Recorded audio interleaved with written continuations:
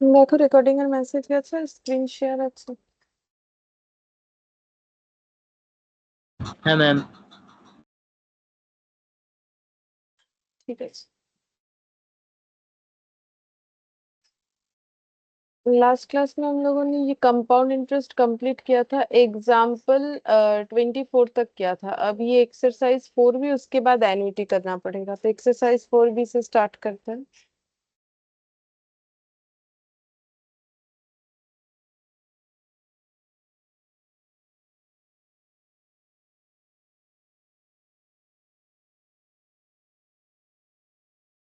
Choose the most appropriate option. ठीक है, तो यहाँ पर बोला है P 1000 R 5% per annum. N दे दिया है, एन तो कंपाउंड इंटरेस्ट में ही होता है, और बोल भी दिया what is the amount and compound interest, ये दोनों हमें बताना है। तो बोलो अमाउंट और कंपाउंड इंटरेस्ट क्या होगा।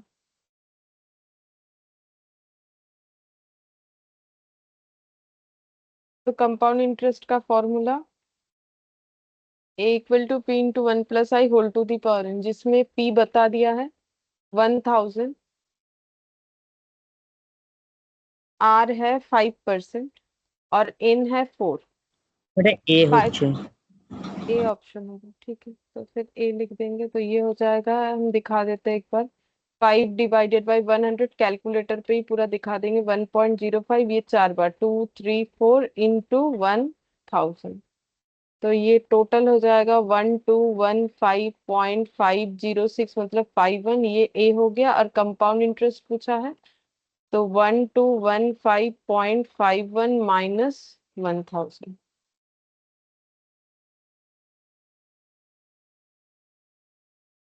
215.51, ऑप्शन ए। ठीक है सर। Next question number 2। तो इसमें बोला है 100 will become after 20 years at 5% per annum compound interest of. तो 100 कितना हो जाएगा 5% कंपाउंड इंटरेस्ट में 20 साल के लिए। तो अमाउंट पूछा है कि कितना हो जाएगा। तो 100 रुपीज कितना हो जाएगा 5%, कुछ नहीं बोला है, तो 5% पर एनम। तो 5% पर एनम होने से एन कितना हो जाएगा, 5 ही होगा, क्योंकि पर एनम करके अगर कंपाउंडिंग होगा तो 5 साल में 5 बार। तो इसका आंसर कितना हो जाएगा, यहाँ जितना हुआ है उतना ही हो जाएगा, बस 121 होना चाहिए, मतलब 5 जो पॉइंट इधर उधर हो जाएगा मेरे हिसाब से। ओ नहीं, ये एन नहीं बोला था, सॉरी, ये बोला था 20 ईयर्स बोला था, ठीक है, 5 नहीं बोला था, 20 ईयर्स। तो फिर ये कैलकुलेट करना। 2 3 4 5 6 7 8 9 10 11 12 13 14 15 16 17 18 19 20 इंटू 100।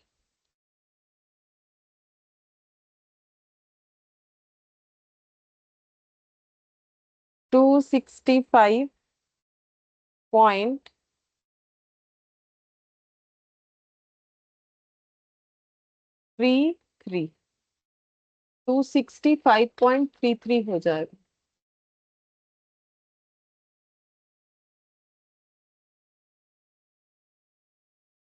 হ্যাঁ ম্যাম, এটাই আসছে কিন্তু অপশনে তো নেই।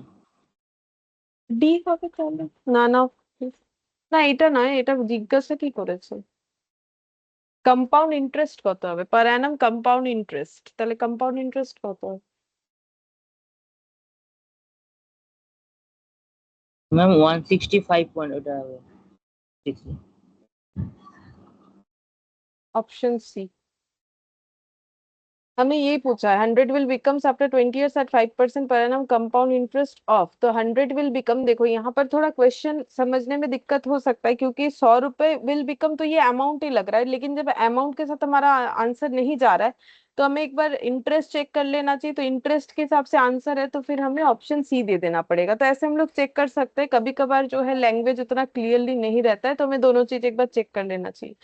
तो वो वैसे ही पूछा 100 will become after 20 years at 5% per annum compound interest of. तो कंपाउंड इंटरेस्ट कितना होगा वही बोल रहा है, ठीक है।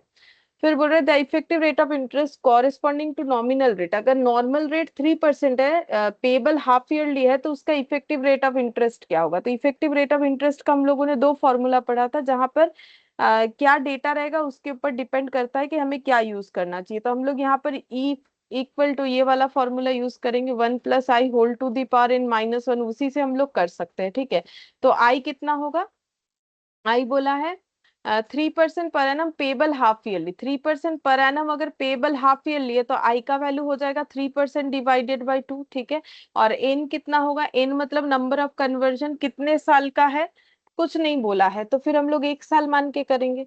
ठीक है, तो फिर एन कितना हो जाएगा 2। मतलब अगर मुझे कुछ टाइम पीरियड नहीं बोला है तो हम 1 साल का कन्वर्जन देखेंगे ना, क्योंकि मुझे इंटरेस्ट रेट 1 साल का बोला है, लेकिन मुझे मिलेगा कैसे, 6 6 मंथ्स के गैप में, मतलब 3%, 1.5% करके मिलेगा, और वो 2 बार में मिलेगा। ठीक है, तो 3% मतलब 3/2 whole divided by 100 +1 into equal to -1 into 100,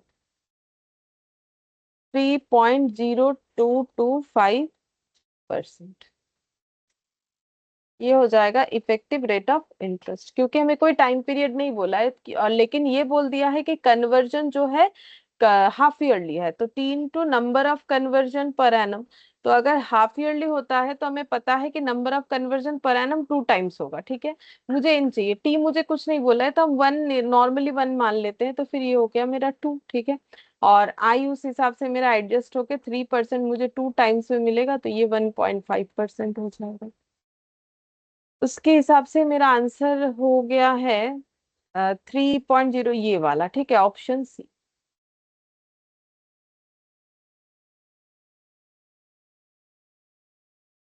fourth number में बोला है machine is depreciated at the rate of 20% on reducing balance, the original cost of the machine was 1 lakh and it's ultimate scrap value was 30,000। Effective life of the machine, मतलब हमें machine का life बताना है कितना होगा। मशीन का cost है 1 लाख, मतलब हम लोग इसको पी मान सकते हैं, और जो स्क्रैप है उसे ए मान सकते हैं। ठीक है, मतलब अगर देखो ये मुझे रिड्यूसिंग बैलेंस मेथड बोला, रिड्यूसिंग बैलेंस मेथड किसके साथ सिमिलर होगा, सिंपल इंटरेस्ट के साथ कि कंपाउंड इंटरेस्ट। वैसे पता चल रहा है ये क्वेश्चन कंपाउंड इंटरेस्ट का है, कैसे, क्योंकि हमारा जो एक्सरसाइज है वो कंपाउंड इंटरेस्ट पर बेस्ड है, तो हम लोग बिना कुछ दिमाग लगाए बोल ही सकते हैं कि ये कंपाउंड इंटरेस्ट का है। लेकिन अगर एग्जाम में आ जाए तो तब तो हमें दिमाग लगाना पड़ेगा ना। तो रिड्यूसिंग बैलेंस मेथड में क्या होता है, बचे हुए वैल्यू पे जो है डिप्रिशिएशन होते जाता है, तो यहाँ पर भी तो कंपाउंडेड वैल्यू पे जो है इंटरेस्ट लगता है। ठीक है, तो यहाँ बस एड ऑन होता है, वहां लेस होगा, बस इतना ही फर्क है। तो इस फॉर्मूले को अगर हम अपने हिसाब से यहाँ पर 1 + i के जगह 1 - i whole to the power n लिखे तो भी हो जाएगा। ठीक है, क्योंकि डिप्रिशिएशन में एसेट का वैल्यू कम हो रहा है, तो एसेट का वैल्यू 30,000 हो जाएगा 1 लाख से। कितने समय में होगा ये हमें पूछा है, तो ओरिजिनल कॉस्ट था 1 लाख। ठीक है, अच्छा अब आई मतलब जितना डिप्रिशिएशन का रेट है, तो डिप्रिशिएशन का रेट है 20% करके। ठीक है, और कैसे डिप्रिशिएशन लगेगा कुछ नहीं बोला है, तो पर एनम करके लगेगा। ठीक है, तो ये 20% कर दिया। बस हम लोग को बताना है कितने समय में ये 1,30,000 हो जाएगा, तो कैसे करके निकालेंगे, तो 30,000 divided by 1 lakh equal to 1 - 20% मतलब 80%, 1 मतलब 100 मान के चलो, या फिर 20 को ऐसे करके देख सकते हैं, 20 डिवाइडेड बाई ये 0.2 -1, मतलब ये हो जाएगा मेरा 0.8, 0.8 whole to the power n, और 30,000 डिवाइडेड बाई 1 लाख ये हो जाएगा 0.3 equal to 0.8 whole to the power n। ठीक है, तो अब मुझे ये पता करना पड़ेगा कि 0.8 को कितना बार मल्टीप्लाई करने से मेरा 0.3 आएगा, तो ही मुझे आंसर पता चल जाएगा। तो हम एक बार मल्टीप्लाई करते हैं, 0.8 को मल्टीप्लाई करना स्टार्ट करते हैं, 2 3 4 5, 5 टाइम्स में मेरा इतना आ रहा है 0.326768, और 6 टाइम्स में आ रहा है एन इक्वल टू, अगर 6 कर देते तो उस केस में मेरा कम आ गया, लेस देन 3 आ जा रहा है, 262144, ये जस्ट मैंने नोट डाउन कर लिया। तो मेरा एन का वैल्यू क्या होना चाहिए, 5 से थोड़ा कम, लेकिन सॉरी 5 से थोड़ा मतलब देखो मेरा 0.3 है और इधर दिख रहा है 0.32, मतलब ये ज्यादा है ना, 327, जबकि मुझे 0.3 इसके बाद कुछ नहीं, मतलब 0 0 है, ठीक है। तो कम में जाने का मतलब 6 टाइम करना, बट 6 टाइम करने से बहुत ज्यादा कम हो जा रहा है, तो मेरा 5 और 6 के बीच का कोई वैल्यू होना चाहिए, ठीक है। तो ऑप्शन में देखेंगे 5 और 6 के बीच का क्या वैल्यू दिया हुआ है, तो देखो 5 और 6 के बीच का क्या वैल्यू है, यहाँ चूज करने आना चाहिए। ये तो 5 years अप्रोक्स, मतलब 5 एंड समथिंग बोल रहा है, ये 5.4 बोल रहा है, ये नन ऑफ दिस 4.5 तो हटा ही दो, क्योंकि मेरा आंसर 5 और 6 के बीच का होना चाहिए। अब 5 और 6 के बीच का कौन सा नंबर है, ये तो नन ऑफ दिस है, कुछ नहीं बोला है। लेकिन इस चैप्टर में मैंने स्टार्टिंग में भी बोला था, हमें नन ऑफ दिस तब लेना है जब हमारे पास किसी तरीके का कोई ऑप्शन नहीं रहेगा, लेकिन जब तक मुझे नियरेस्ट कोई आंसर मिलेगा तो हम उसको फॉलो करेंगे, ठीक है। तो अब 5.4 होगा या मतलब बी सी डी में से क्या होगा? मैम बी हवे। हाँ तो फिर बी হবে, बी हो उचित, ठीक है, बी होना चाहिए क्योंकि 5.4 बोला है। अब इसका भी कंफर्मेशन कर सकते हो कि भाई 5.4 होगा कि नहीं होगा, ठीक है, हम ऐसे लिख दिए 5.4, क्योंकि वहां देखो एग्जैक्ट मुझे कोई वैल्यू नहीं दिया। अब ये 5.4 ही होगा कि नहीं वो कैसे चेक करोगे, मैंने डर्टी पावर सिखा दिया था, तो 0.8 टू दी पावर 5.4 करके देखना है कि 0.3 आ रहा है कि नहीं। तो डर्टी पावर का रूल्स मैंने जो सिखाया था उसको फॉलो करना चाहिए, ठीक है। तो उसका रूल्स क्या लिखवाया था अपने कॉपी में, देखो देख के हम लोग करके देखते हैं। देखो मुझे 12 टाइम्स रूट करना है ना, कॉपी में देखो, देख के कैलकुलेटर पे ट्राई करो, मतलब करके देखो, ट्राई क्या करना है पता ही तो है क्या करना पड़ेगा। डर्टी पावर कहाँ सिखाया था, 12 टाइम्स रूट करना पड़ेगा, फिर +1 -1 ऐसे करके सिखाया था हमें, ये रहा, ठीक है। 0.8 है तो सबसे पहले मुझे 0.8 का क्या करना है, 12 टाइम्स जो है रूट करना है। तो 1 2 3 4 5 6 7 8 9 10 11 12, ठीक है, जितना भी आएगा फिर मुझे करना है -1, ठीक है। फिर जितना भी आएगा मुझे क्या करना है, इनटू इक्वल टू करके इनटू पावर करना है, तो इनटू पावर, पावर में कितना आया मेरा 5.4, ठीक है। फिर मुझे क्या करना है, इनटू पावर कर लेना है, फिर मुझे +1 करना है, ठीक है। फिर इनटू इक्वल टू करके 12 बार, 1 2 3 4 5 6 7 8 9 10 11 12, देखते हो बाकी। हाँ ये देखो 0.2999, मतलब अप्रोक्सीमेटली 3 हो ही गया ना, मतलब 5.4 का ऑप्शन भी तो मेरा अप्रोक्स दिया हुआ है, ये चीज देखो, 5.4 भी मेरा अप्रोक्स दिया हुआ है, मतलब 5.4 समथिंग हो सकता है। तो कंफर्मेशन के लिए जो सिखाया है उसका यूज करना है, समझ में आ रहा है ना, कंफर्मेशन के लिए क्या कर सकते हो, इसका यूज कर सकते हो ना, इससे कंफर्म हो जाओगे और भी कि 5.4 ले कि 5 ले, ये कंफ्यूजन दिमाग में आ ही सकता है बाई चांस, ठीक है। कि 5 एंड अप्रोक्स 5.4, तो 5 एंड अप्रोक्स में तो बोला ही नहीं है क्या है, 5.4 वो ज्यादा सही लग रहा है, तो और कितना सही है उसके लिए हम लोग डर्टी पावर से चेक कर सकते हैं, जैसे कि मैंने अभी चेक करके दिखाया, ठीक है। तो डर्टी पावर का यूज यहाँ पर करते रहना पड़ेगा हमें आंसर्स को जो है, मतलब कंफर्म होने के लिए कि भाई हाँ यही वाला आंसर होने वाला है, तो ऑप्शन मेरा बी कंफर्म कि यही वाला होना चाहिए, बिकॉज 0.299 मतलब वो 3 ही होगा, ठीक है, थोड़ा सा कम, बस 3 हो रहा है। अब फिफ्थ नंबर पे चलते हैं, फिफ्थ नंबर पे ए बता दिया, एन बता दिया, आर बता दिया, compound interest payable half yearly principal कितना होगा, ठीक है। तो A equal to P into 1 + i whole to the power A, n 1 है 1000, पी मुझे निकालना पड़ेगा। अच्छा एन मुझे खुद ब खुद बता दिया इस क्वेश्चन में 2 years, लेकिन देखो एन कभी ईयर में नहीं होता, यहाँ दे दिया अलग बात है, बट हम लोगों ने जो सीखा है वही फॉलो करेंगे। बेसिकली ये टी है, ठीक है। तो 6% compound interest, 6% per annum, but compound interest payable half yearly, तो आई मेरा कितना हो जाएगा, क्या आई मुझे 6% ही रखना पड़ेगा या एडजस्ट करना पड़ेगा, और एडजस्ट करेंगे तो कितना होगा?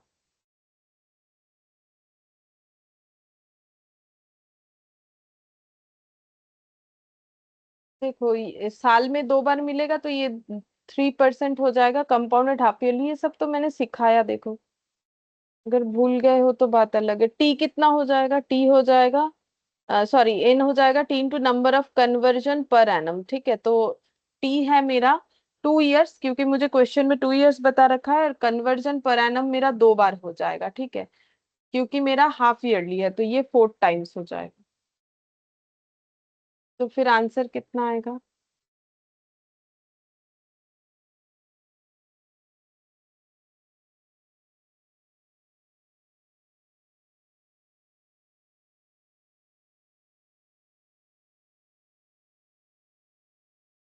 P divided by 100 plus 1 into 2, 3, 4।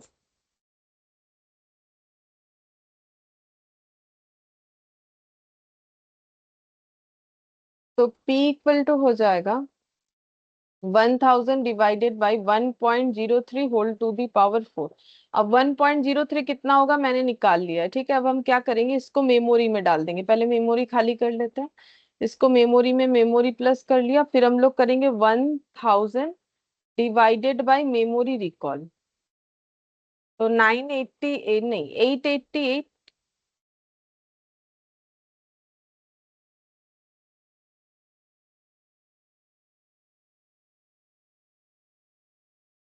888 ये 2 पार्ट में डिवाइड हो गया, अच्छा ठीक है, फिर 888।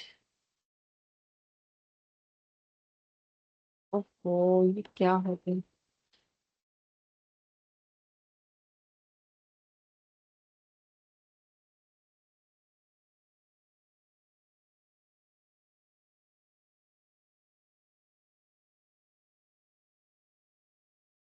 एट 888.48। सही, ये कितना नंबर ऑप्शन के साथ मैच हो रहा है, बट मेरा पीडीएफ जो है बाई चांस वो बंद हो गया। नहीं, ओपन है, बट इसका तुम ठीक नहीं कर पा रहे। ठीक है, हम फिर से ओपन कर लेते हैं।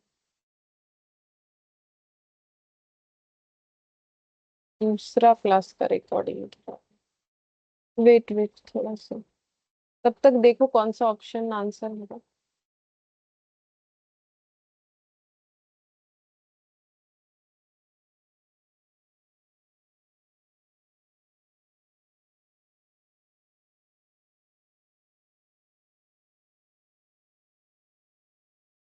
सुबह वाला क्लास का रिकॉर्डिंग इधर है, स्क्रीन पे कैसे आ जा रहा है? देखो कौन आंसरটা হবে। ওটা এ হবে মনে হচ্ছে। এ,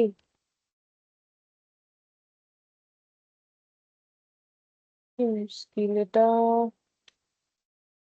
কি হয়ে গেল, ঠিকই করতে পারছি না।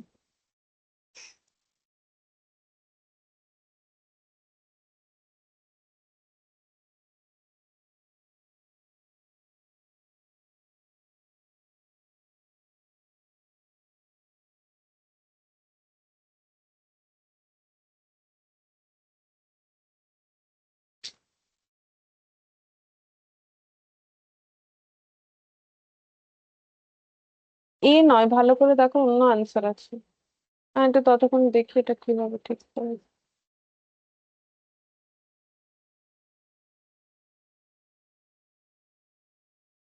এ হবে না, দেখো।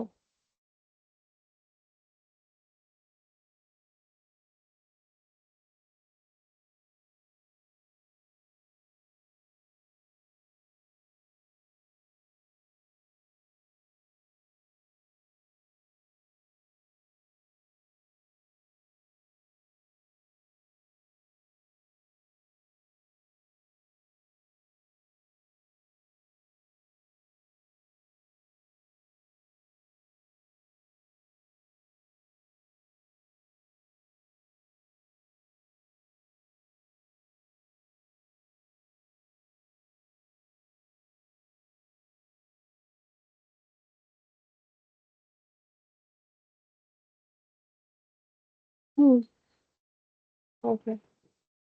5th number. এ তো আনসার দেয়নি, 888 কোথায় এতে আছে, 688 আছে তো। না আমাদের বইটাতে 888 এতে আছে তাই বললাম। ओ अच्छा, तो ठीक है, मेरे हिसाब से ना मेरा ये डी हो जाएगा, और नया जो है उसके हिसाब से ए हो जाएगा, ठीक है।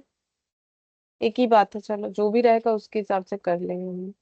अच्छा, फिर 6 नंबर में बोला है the population of A town increase every year by 2% of the population at the beginning of that year. मतलब बिगिनिंग में जितना पॉपुलेशन रह रहा है उसका 2% करके बढ़ रहा है। The number of years by which the total increase of population भी 40%। मतलब कितने सालों में पॉपुलेशन 40% इंक्रीज हो जाएगा। मतलब ये बात हो गया कि अगर अभी पॉपुलेशन 100 है तो 2% करके बढ़ने से कितना हो जाता है?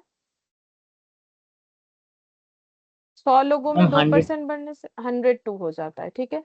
अब हमें क्वेश्चन में ये पूछा है, ये सिस्टम में चल रहा है, ग्रोथ 2% करके पॉपुलेशन का। अब पूछ रहा है कि कितने सालों में पॉपुलेशन इंक्रीज होकर 40% हो जाएगा। कितने समय में पॉपुलेशन इंक्रीज होकर 40% मतलब कितना हो जाएगा? 100 का 40% मतलब कितना हो जाएगा? मैम 40। 140 टोटल। ठीक है, हाँ 140 मतलब 40 बढ़ जाएगा। तो हमें ये बताना है कि कितने समय में ये हो सकता है, ये टाइम ड्यूरेशन हमें बताना है। ठीक है। हाँ बोलो। ওটা তো 20 বছরে হবে মনে হয়। 20 বছর? 20 বছর অপশনে নেই মনে হচ্ছে। 20 বছর নয়, কম হবে একটু। 20 years अगर है तो फिर मेरे यहाँ के हिसाब से तो नन ऑफ दिस होगा, देख लेते हैं। ए इक्वल टू बी। এখানে हाँ बोलो। না এখানে অপশনে 20 নেই কিন্তু আহ, এক বছরে যদি 2% বাড়ে তো 40% হতে হলে তো 20 বছর লাগবে, তাই বলছি। হ্যাঁ 20 বছর লাগবে, কিন্তু 102 এর ওপর বাড়বে, এইভাবে বাড়বে, তো সেই জন্য একটু কম হচ্ছে। মানে এক্সাক্টটা দেখতে কম্পাউন্ডিং। হবে। হ্যাঁ কম্পাउंडिंग ही হবে। ये देखो 140 100 140 हो जाएगा। ठीक है। ग्रोथ का परसेंट है 2%, कितने समय में होगा? अच्छा, तो 140/100 का मतलब कितना हो जाएगा? 140/100 equal to 1.02 to the power n। तो 140/100 कितना होगा? 1.4। 1.02 टू दी पावर n। अब हमें देखना पड़ेगा 1.02 को कितना बार मल्टीप्लाई करने से 1.4 आएगा। चेक करो। 2 3 4 5 6 7 8 9 10 11 12 13 14 15 16 17। तो देखो 17 में आ रहा है, कितना आ रहा है? 1.400। तो n इक्वल टू 17 में आ रहा है 1.4002। और 18 में कितना आ जाएगा? 18 में आ रहा है 1.428, ऐसे आ रहा है। ठीक है। 1.428।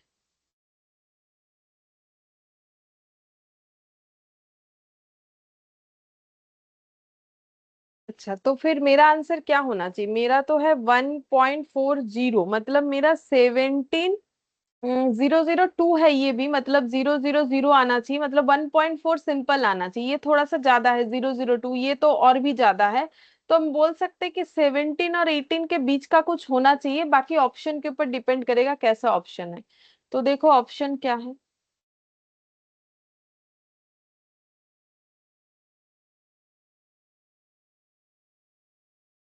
देखो ऑप्शन क्या है। 6 नंबर অপশন सी हो जाएगा ना। 17 एंड अप्रोक्स, वही तो हमें चाहिए। इसमें अगर चेक नहीं भी करोगे, क्योंकि इसमें कोई कंफ्यूजन वाला आंसर है नहीं, उसमें जैसे 5 एंड अप्रोक्स था, तो 7 years तो नहीं होगा, 7 10 भी नहीं होगा, हमें इतना पता है। 17 और 18 के बीच का होगा, तो 17 एंड अप्रोक्स होगा। ठीक है। तो हम लोग वो आंसर देंगे। नन ऑफ दिस तब देंगे जब हमारे ऑप्शन के साथ कोई भी ऑप्शन बिल्कुल भी मैच नहीं होगा। ठीक है, तो ये आंसर हो जाएगा। 7th नंबर में बोला है the difference between compound interest and simple interest on a certain sum of money invested for 3 years at 6% per annum is 110.16। बोल रहा है कि कंपाउंड इंटरेस्ट और सिंपल इंटरेस्ट में इन्वेस्ट किए गए कुछ एक सम ऑफ मनी 3 years के लिए इन्वेस्ट किया गया है, जिसका डिफरेंस है 110.16। हमें बोला है प्रिंसिपल कितना होगा। ठीक है, तो निकालो प्रिंसिपल कितना होगा। तो कंपाउंड इंटरेस्ट और सिंपल इंटरेस्ट का difference, compound interest and simple interest का डिफरेंस है 100 10.16 पहले ही कंपाउंड इंटरेस्ट इसीलिए लिख दिया क्योंकि देखो वैसे दिमाग में ये आ ही सकता है कि भाई कंपाउंड इंटरेस्ट है तो इंटरेस्ट ज्यादा होगा, लेकिन ऐसा हो हमेशा जरूरी नहीं। जैसे हम लोगों ने वो इफेक्टिव रेट वाला एक क्वेश्चन देखा था ना कि 3% सिंपल इंटरेस्ट ज्यादा मिल रहा था रेदर देन 3% कंपाउंड इंटरेस्ट के, तो यहाँ पर वैसे बोल दिया है difference between compound and simple, तो कंपाउंड माइनस सिंपल, ठीक है। जो कि इंटरेस्ट का डिफरेंस है 110.16, हमें बोला है इस प्रिंसिपल कितना होगा जो इन्वेस्ट करके इतना इतना इंटरेस्ट, मतलब जो भी इंटरेस्ट मिल रहा है उसका डिफरेंस इतना है, ठीक है। तो हम लोग कैलकुलेट करते हैं पी कितना होगा, ठीक है। तो कंपाउंड इंटरेस्ट मतलब क्या होता है, कैसे निकालते हैं हम लोग? Ma'am A equals to P into 1 + i whole to the n। हाँ, वो तो ए हो गया, और आई कैसे निकालोगे?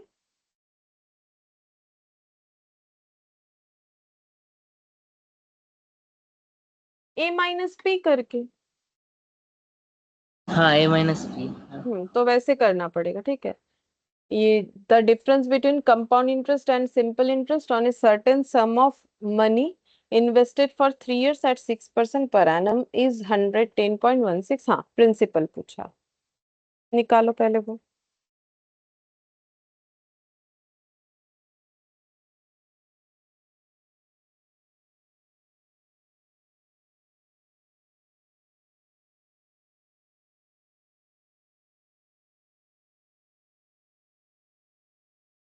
ये देखो कंपाउंड इंटरेस्ट कैसे आएगा, ए माइनस पी करके। ए कैसे आएगा, P into 1 + i whole to the power n करके। कंपाउंड इंटरेस्ट निकाल के दिखा रहे हैं, ठीक है। साइड में पी कॉमन ले लो, पी तो पता है भी नहीं वैसे, ठीक है। पी तो निकालना पड़ेगा 1 + i whole to the power n, तो 1 + i कितना होगा इसमें, आई मतलब 6% पर एनम, और कंपाउंडिंग कुछ नहीं बोला है तो 6% ही लेके रखेंगे, ठीक है। अच्छा, कितने समय के बाद होगा वो भी तो हमें नहीं पता, ठीक है, तो वो एन एन ही रहने दो। -1, तो ये कितना आ जाएगा, 1.06 whole to the power n - 1। Compound interest हो गया 1.06 होल टू दी पावर, अच्छा इन बताया है शायद, ये देखो इन बता दिया है, 3 years के लिए इन्वेस्ट हुआ है, तो इन मेरा 3 हो जाएगा। कन्वर्जन पर एनम मान के चलेंगे तो 1.06 टू दी पावर 3 कितना होगा, पहले वो निकाल लेते हैं। मेरा ये कैलकुलेटर पता नहीं इधर उधर क्यों चला गया। 1.06 इंटू 2 3, 1.91016, p -1। तो यही वाला लिख लेते हैं जो डेटा आया डायरेक्टली यहाँ पर, 1.91016 p -1। और सिंपल इंटरेस्ट कैसे निकलता है, p इंटू आर मतलब परसेंटेज, मतलब 6% 100। इंटू 3। अब कैलकुलेट करते हैं, ये 1 माइनस होने से 0.9, ये 1 ये इधर भी माइनस कर सकते थे हम लोग, 0.91016 p। ये डायरेक्टली लिख लेते जब इतना ही लिखा, अगर लिख ली हो तो कोई बात नहीं, काटने का जरूरत नहीं की बात। माइनस ये हो जाएगा 6%, मतलब 6/100 इंटू 3। कैलकुलेटर इधर चला जा रहा है बार बार।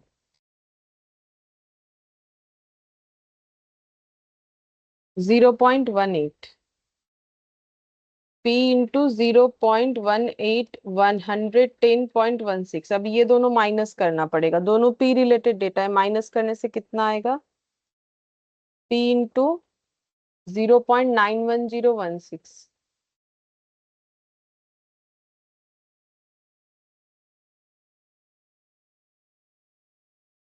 তো ভুল চলে এলো মনে হচ্ছে, মাইনাসটা 0.19 না, 91, 91 হবে না 19 হবে, আমার মনে হচ্ছে ভুল হয়ে গেছে, 1.063 টাইমস। ম্যাম 19 হবে। উল্টো লিখে দিয়েছি, 19ই এসছে, আমি উল্টো লিখে দিয়েছি। সব কটা ঠিক করতে হবে। কত আসছে? 0.19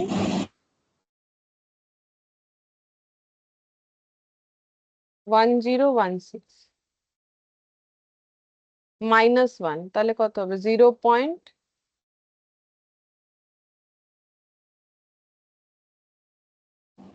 ম্যাম মাইনাস, ম্যাম ওটা তো -1 করে মানে ওটা আসছে। -1 করে না, -1টা মাইনাসই থেকে যাবে, মাইনাস তো হবে না, ওটা তো পি নেই না। हाँ। -1 अब कैलकुलेट करेंगे तो ये हो गया 0.191016 p -1 माइनस ये वाला, ठीक है, तो ये 1 उधर चला जाएगा और बाकी ये डेटा इधर।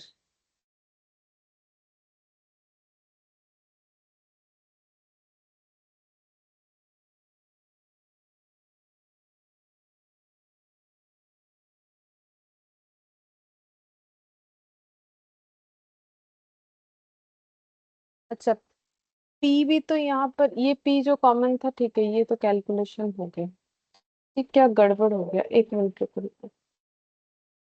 सिंपल इंटरेस्ट में क्या होता है? P into R into T, ठीक है, और कंपाउंड इंटरेस्ट आ गया ए माइनस पी। ए का मतलब इतना है, पी ए पी कॉमन ले लियो, 1 + i whole to the power n -1, 1 + i whole to the power n -1। अच्छा, एक गड़बड़ इधर, ये पी पूरे में मल्टीप्लाइड है ना, तो ये भी पी हो जाएगा। जब अगर हम पी ब्रैकेट ओपन करेंगे तो ये भी पी हो जाएगा, तभी ना जाके माइनस होगा। इधर माइनस तो होगा। আমি ভুল করছি, তুমিও কিছু বলছো। এটা তো পিটা এখানে মাল্টিপ্লাই হবে না, পি তো পুরো বাইরে কমন নিয়েছি, তাহলে 1 এর সাথেও তো পি মাল্টিপ্লাই হবে, তাহলে এটা তো মাইনাস হয়ে যাবে। কত হচ্ছে দেখো, এটা করো 1 মাইনাস, এটা 1 আছে, 1 -019। আমার ক্যালকুলেটরটা জানি না কেন ওখানে চলে যাচ্ছে, নাহলে আমি করে নিতাম।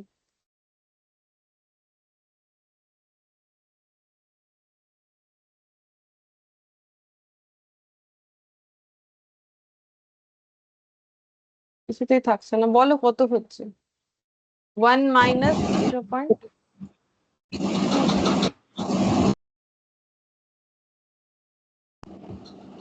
ম্যাম এটা আসছে 0.0। ম্যাম ওইটা থেকে 1 মাইনাস দেবো তো? হুম ওটাতে আসছে 0.808984 নাকি আসছে। হুম 808984 p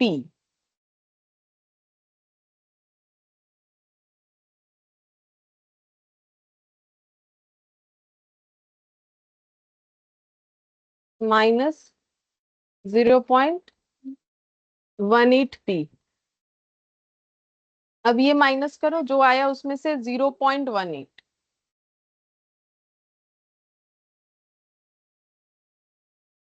ম্যাম 0.628984 আসছে।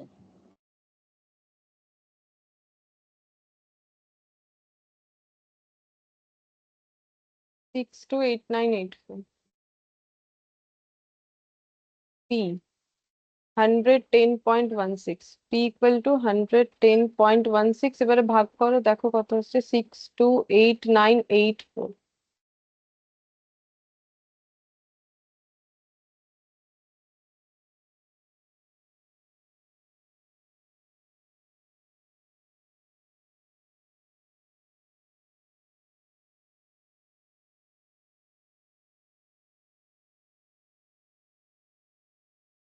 হুম 175.139 এটা আসছে। 175, তাহলে কি ভুল হয়ে গেল?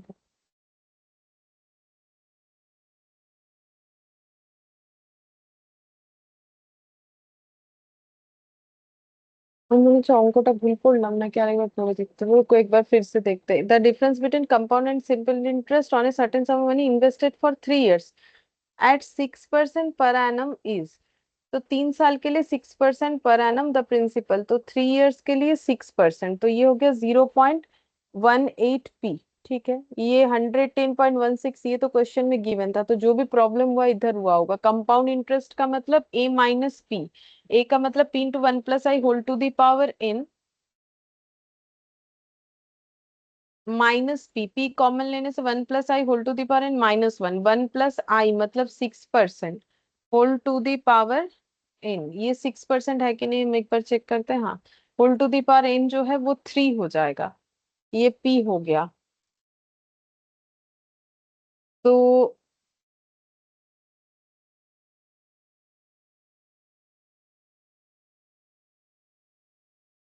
ম্যাম এই অপশন গুলো দিয়ে চেক করা যাবে না? এটা না, এটা হয়ে যাওয়ার কথা, এমনি করেই হয়ে যায়, কি হয়ে গেল আজকে আমি নিজেও বুঝতে পারছি না। 0.191016 এটা তো এসছে, এটা আসার কথা, এটা এই ভ্যালুটাই আসে আমার মনে আছে, 0.10 এটা ঠিক আছে, মাইনাস পি ওয়ান, আবার এটা কি হয়ে গেল? অপশন না এমনি হয়ে যাওয়ার কথা, এইভাবে সিম্পল হয়ে যাও। ঠিক আছে, আমি আরেকবার করছি, কিছু এর মধ্যে নিশ্চয়ই ভুলভাল হয়ে গেছে যার জন্য বুঝতে পারছি না।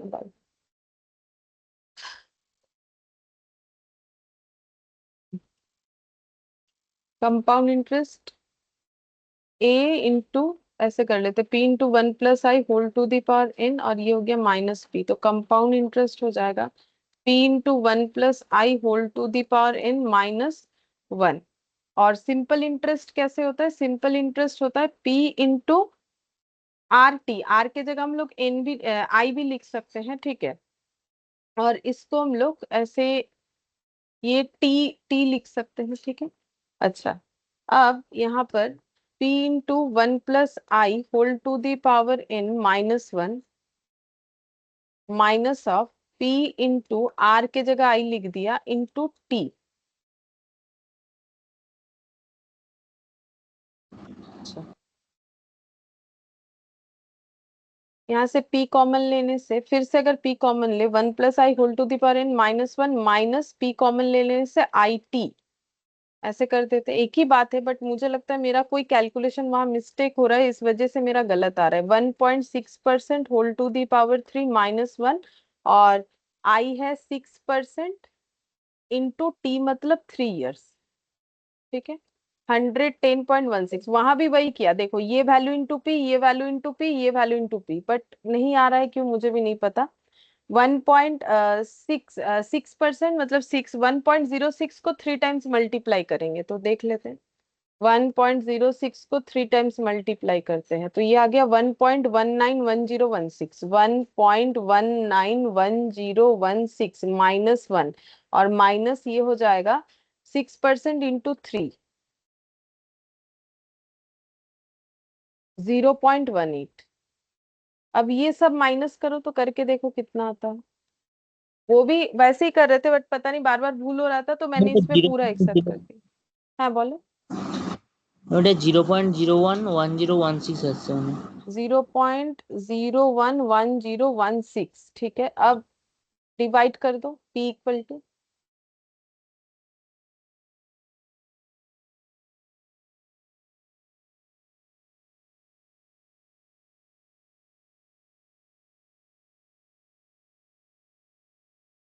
আমি 10,000 আসছে। 10,000। ও वहां মানে ওখানে কিছু একটা ভুল হচ্ছিল বোধহয় ক্যালকুলেশন, কারণ ওখানেও তাই একই করেছিলাম, এটা ইন্টু পি, এটা ইন্টু পি করেছিলাম, তারপরে মাইনাস এটা ইন্টু পি। আমার মনে হচ্ছে এটা 0.18 না লিখে আমি মনে হচ্ছে 81 লিখেছিলাম, আমার যতটা মনে পড়ছে, সেই জন্য ভুল হচ্ছিল।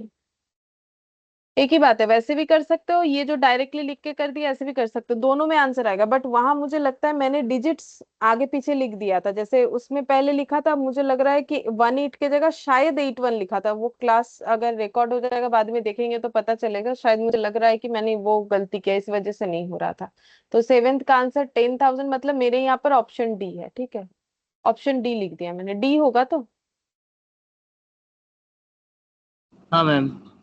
अच्छा, फिर एट्थ नंबर पे देखते हैं। एट नंबर में बोला है the useful life of a machine is estimated to be 10 years, cost 10,000, rate of depreciation 10%, scrap पूछा है, स्क्रैप मतलब ए पूछा है,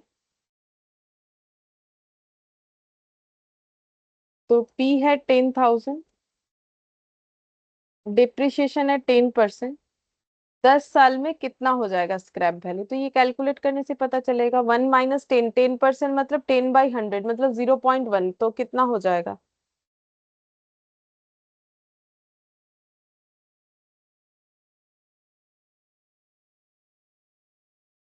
0.9 to the power 10, मतलब ये 10 टाइम्स मल्टीप्लाई होगा, 2 3 4 5 6 7 8 9 10 इंटू 10,000, 3486.78, तो इतना हो जाएगा स्क्रैप होने के बाद। तो एट्थ का आंसर हम लोग का 348678, मतलब ऑप्शन ए। चलो ये एग्जैक्टली मैच हो रहा है, अच्छा बात है, लिख दिया। तो मेरे यहाँ के हिसाब से ऑप्शन ए हो गया, ठीक है। ठीक है, अच्छा। 9th नंबर में बोला effective rate of interest corresponding है नॉमिनल रेट, अभी थोड़ी देर पहले किया था, कन्वर्टेबल क्वार्टरली। तो मुझे इफेक्टिव रेट ऑफ इंटरेस्ट निकालना है। ई फॉर्मूला मुझे क्या लगाना चाहिए, ये वाला, क्योंकि जो इंफॉर्मेशन है उसके हिसाब से यही फॉर्मूला सूटेबल है।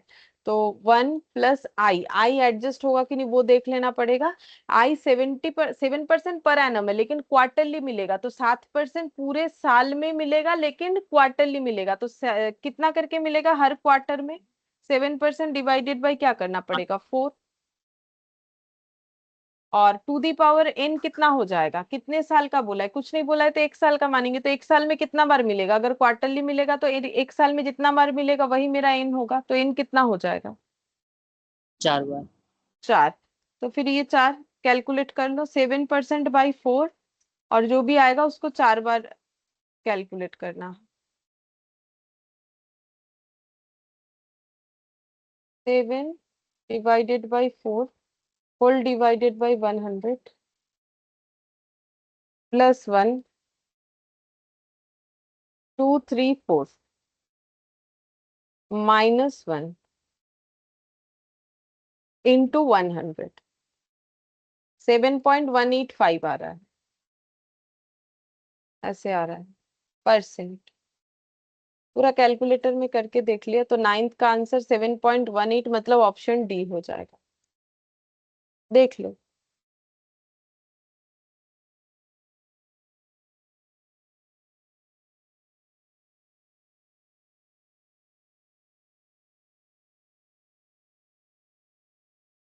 टेंथ में बोला है the compound interest on 16,000 for 1.5 year at 10% per annum payable half yearly, compound interest कितना होगा, पहले ए निकाल लेते हैं। तो पी कितना है, 16,000 1.5 ईयर के लिए, 16,000 1.5 ईयर के लिए, 1.5 year, 10% payable half yearly, 10% per annum payable half yearly, तो 10% अगर हाफ ईयरली करके मिलेगा 1 साल में, 10% हाफ ईयरली मतलब 5% करके मिलेगा। और इन कितना हो जाएगा, t into number of conversion per annum, t 1.5 year, तो number of conversion per annum 2 बार है, तो 1.5 साल में कितना बार होगा, 1 साल में 2 बार, 1.5 साल में 3 बार। ऐसा हम लोगों ने स्टार्टिंग में बहुत सारा क्वेश्चन किया था सेम इसी डेटा से, तो ये 3 हो गया।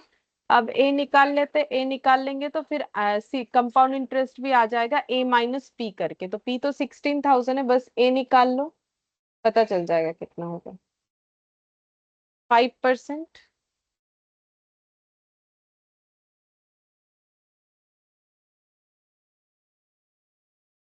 1.05 इंटू 3 इंटू 16,000, 18,522,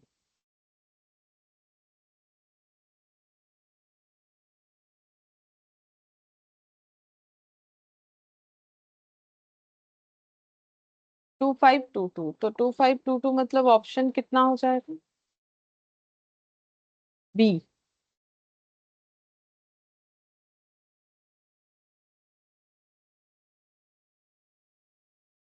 ठीक है, कोई डाउट नहीं है।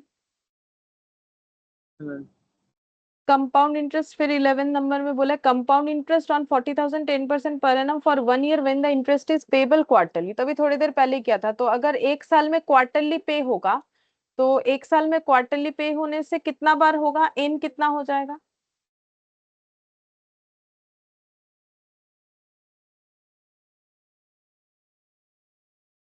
क्वार्टरली होने से एक मतलब साल में कितना बार, नंबर ऑफ कन्वर्जन? 4 बार। 4। सही है, 4 बार होगा। और ये 10% कितना हो जाएगा, ये पर एनम है, तो अगर 4 बार में मिलेगा तो कितना करके मिलेगा, 2.5% करके। अब कैलकुलेट करके देख लो कितना आ रहा है। 2.5%, और ये कैलकुलेटर मुझे बहुत परेशान कर रहा है। 2.5% +1, 4 बार इंटू 40,000, 2, 3, 4 इंटू 40,000, 43,000। नहीं, आंसर तो मैच नहीं हुआ, क्या गलत हो गई? ম্যাম ওইটা তো 2.5% হবে। है 2.5 लिखी नहीं ना।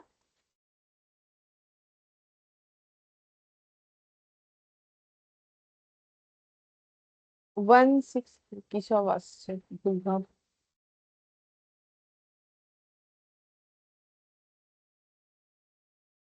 2, 3, 4। अब ठीक है, 44,152। इधर उधर देख के करने में ना बहुत डेटा मतलब गलत हो जा रहा है। तो हमें कंपाउंड इंटरेस्ट पूछा था, तो कंपाउंड इंटरेस्ट कितना हो जाएगा बोलो? 44,152.51 अप्रोक्सीमेटली जो है अमाउंट है, 40,000 प्रिंसिपल है, तो कितना हो जाएगा? 1 কত হচ্ছে মাইনাস করলে?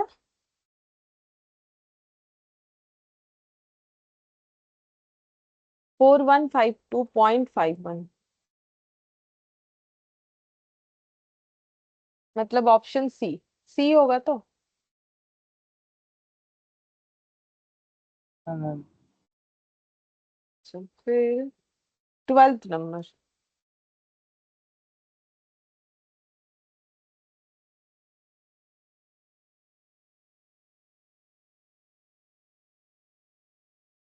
12th नंबर में देखो क्या बोला है।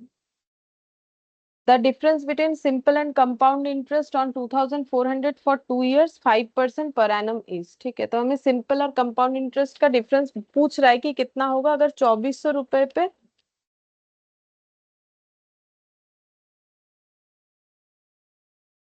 अरे ठीक है, 2,400 रुपए पे सिंपल इंटरेस्ट कितना होगा? P/R/T, है ना? तो दोनों का डिफरेंस बोला है, दोनों इंटरेस्ट निकाल लेते। P कितना है? P है 2,400, 2 years के लिए बोला है। R कितना है? 5% पर एनम, तो कितना आ रहा है सिंपल इंटरेस्ट? ये तो आसानी से निकल जाएगा, कितना आ रहा है देखो। और कंपाउंड इंटरेस्ट भी देख लेते हैं, पहले ए निकाल लेंगे।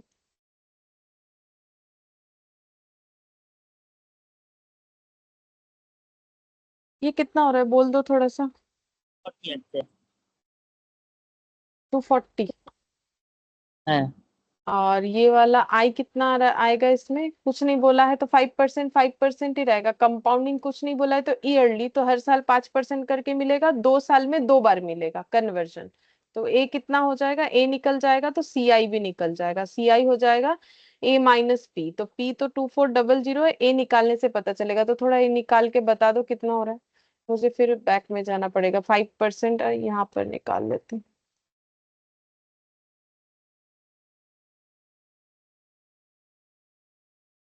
2400, 2646।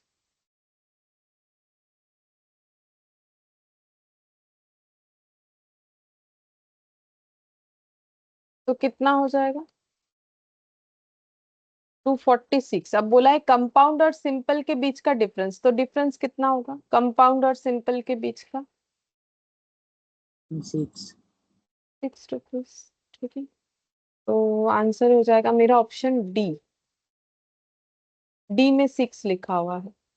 13 में बोला है कि the annual birth and death rate पर 1,000। यहाँ पर ये चीज पॉइंट टू बी नोटेड है, ये 1,000 लोगों में बोला है रेशियो, ना कि 100 में। ठीक है, तो बर्थ रेट है 1,000 में 39.4 और डेथ रेट है 1,000 में 19.4 respectively. The number of years in which the population will be double. कितने सालों में अगर ऐसा ही चलता रहा कि 1,000 में इतने लोगों का बर्थ हुआ, इतने लोगों का डेथ हुआ, तो फिर पॉपुलेशन ग्रो डबल कैसे करेगा, assuming there is no immigration और इमिग्रेशन। मतलब इमिग्रेशन का मतलब होता है कि जिस जगह का ये पॉपुलेशन काउंटिंग हो रहा है, ना तो बाहर से कोई लोग इस जगह पे आएंगे, ना तो इस जगह से कोई लोग बाहर जाएंगे, ठीक है।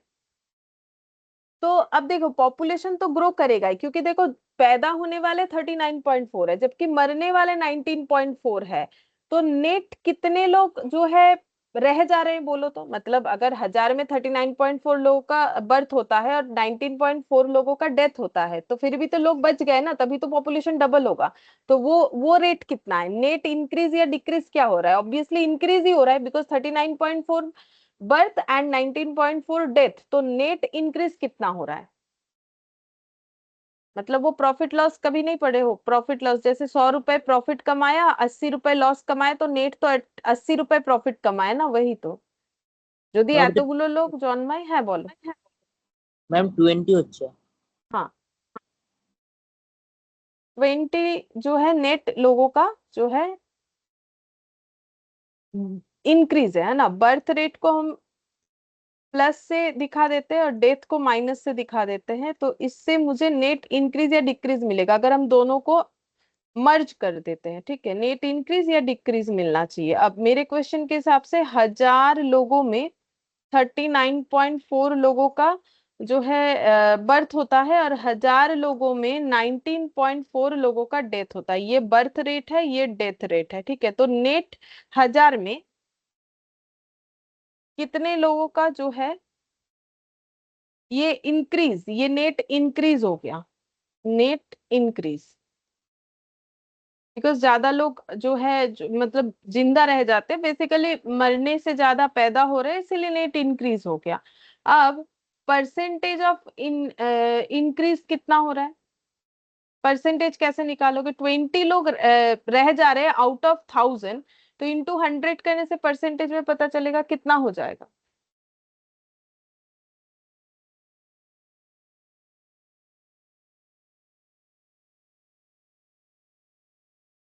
ম্যাম 2। 20%, কত হচ্ছে এটা, ম্যাম 2 হচ্ছে। 2%, ठीक है। तो अब मुझे चाहिए कि डबल हो जाएगा कब, तो मुझे डबल का मतलब मुझे ये कंपाउंड इंटरेस्ट लगा लेंगे, तो ये एक्स मान लेते हैं पॉपुलेशन, तो डबल होने का मतलब 2x कितने समय में होगा, तो 2% अगर ग्रोथ रेट है तो कितने समय में होगा, मतलब मुझे n निकालने के लिए बोल रहे हैं, दोनों साइड से x हट जाएगा, तो ये 1.02 टू दी पावर n हो जाएगा। तो हमें ये देखना है कि 1.02 को कितने बार मल्टीप्लाई करने से 2 आता है, तो वो तो कैलकुलेटर बता देगा हमें। 1.02 को मल्टीप्लाई करो, 2 3 4 5 6 7 8 9 10, अभी तक 2 नहीं आया, 10 हुआ। 11 12 13 14 15 16 17 18 19 20 21 22 23 24 25 26 27 28 29 30 31 32 33 34 35। अब आ सकता है 35 में, पहले हमने ये नोट डाउन कर लेते, 1.99 आ रहा है, ठीक है। 35 में 1.999889 ऐसे आ रहा है, 36 में टू टू क्रॉस कर जा रहा है, 2.03 आ जा रहा है, 36 टाइम्स में 2.03 ऐसे आ रहा है, ठीक है। तो मेरा आंसर इन दोनों के बीच का होना चाहिए, ठीक है। मतलब 35 और 36, 35 से थोड़ा ज्यादा, 36 से कम। आप ऑप्शन देखेंगे कि ऐसा क्या ऑप्शन है जो कि मेरे इस आंसर को जस्टिफाई कर सके। तो 35 या देखो 30 25 ये सब तो नहीं होगा, एक नन ऑफ दिस है। तो मैंने अभी बोला कि हमारे पास अगर अप्रोक्सीमेटली भी आंसर आए तो हमें वो देना है, नन ऑफ दिस चूज नहीं करना है। तो क्या आंसर होना चाहिए, 35। 35, ये 35 हो जाएगा आंसर ए। अच्छा फिर नेक्स्ट हम लोग 14th नंबर का करेंगे। 14th नंबर में बोला है कि the compound interest on 4000 for 6 months at 12% payable quarterly, ठीक है। कंपाउंड इंटरेस्ट कितना होगा, 4000 रुपए पे, 6 मंथ्स का इन्वेस्टमेंट है, 12% पर एनम करके पेबल क्वार्टरली, ठीक है। तो सबसे पहले आई कितना हो जाएगा, आई का मतलब है यहाँ पर 12% पर एनम दिया है, तो 12% पर एनम, बट पेबल अगर क्वार्टरली है तो मेरा एडजस्टेड आई कितना हो जाएगा? 3। 3%। ठीक है, ये 4000 गिवन है, 3% निकाल लिया। एन जो है, एन हो जाएगा t into number of conversion per annum. अच्छा, नंबर ऑफ कन्वर्जन साल में कितना है? 4 बार, क्योंकि क्वार्टरली। और टी कितना हो जाएगा? टी मतलब टाइम, जो कि है 6 मंथ्स। मैंने पहले ही बोला टी हमेशा ईयर में होना चाहिए, तो 6 मंथ्स मतलब 6/12 ईयर। ठीक है, और वैसे भी 6 मंथ्स में कितना बार मिलेगा? अगर 3 3 मंथ्स के गैप में मिलेगा तो 6 मंथ्स में 2 बार मिलेगा। तो ये देखो 6 × 4 24/12 2 ही होता है, तो यहाँ पर 2 हो जाएगा। बिना फॉर्मूला लिखे भी कर सकते हैं हम लोग। अब 3% मतलब 3/100, 3/100 +1 इंटू इक्वल 2 बार इंटू 4000। 4243.6, 4243.6। तो कंपाउंड इंटरेस्ट कितना हो जाएगा? 4243.6 माइनस 4000, तो कितना हो जाएगा? 243.6, 243.6, मतलब ऑप्शन ए। ठीक है, अब देखो इसमें 243 भी है, इसमें 243.6 भी है, तो जो मेरा नियरेस्ट आंसर है वही देंगे, तो हम ये वाला लेंगे, ऑप्शन ए। ठीक है, ऐसा नहीं करना है कि 6 हटा दिया और ऑप्शन सी ले लिया। जब है तो फिर मुझे 0.60 कंसिडर करके ही करना पड़ेगा। ठीक है, तो 14th का आंसर ए हो गया। तो ये वाला जो है कंपाउंड इंटरेस्ट वाला जो एक्सरसाइज है वो हम लोग का कंप्लीट हो गया। इसमें कोई अगर डाउट नहीं है तो हम लोग दूसरा point that is annuity start करेंगे। देख लो इसमें कोई डाउट है कि? सभी क्वेश्चन स्मूथली हुआ था सिवाय एक क्वेश्चन के, जिसमें वो डेटा इधर उधर लिखने के कारण बार बार अलग अलग आंसर आ रहा था।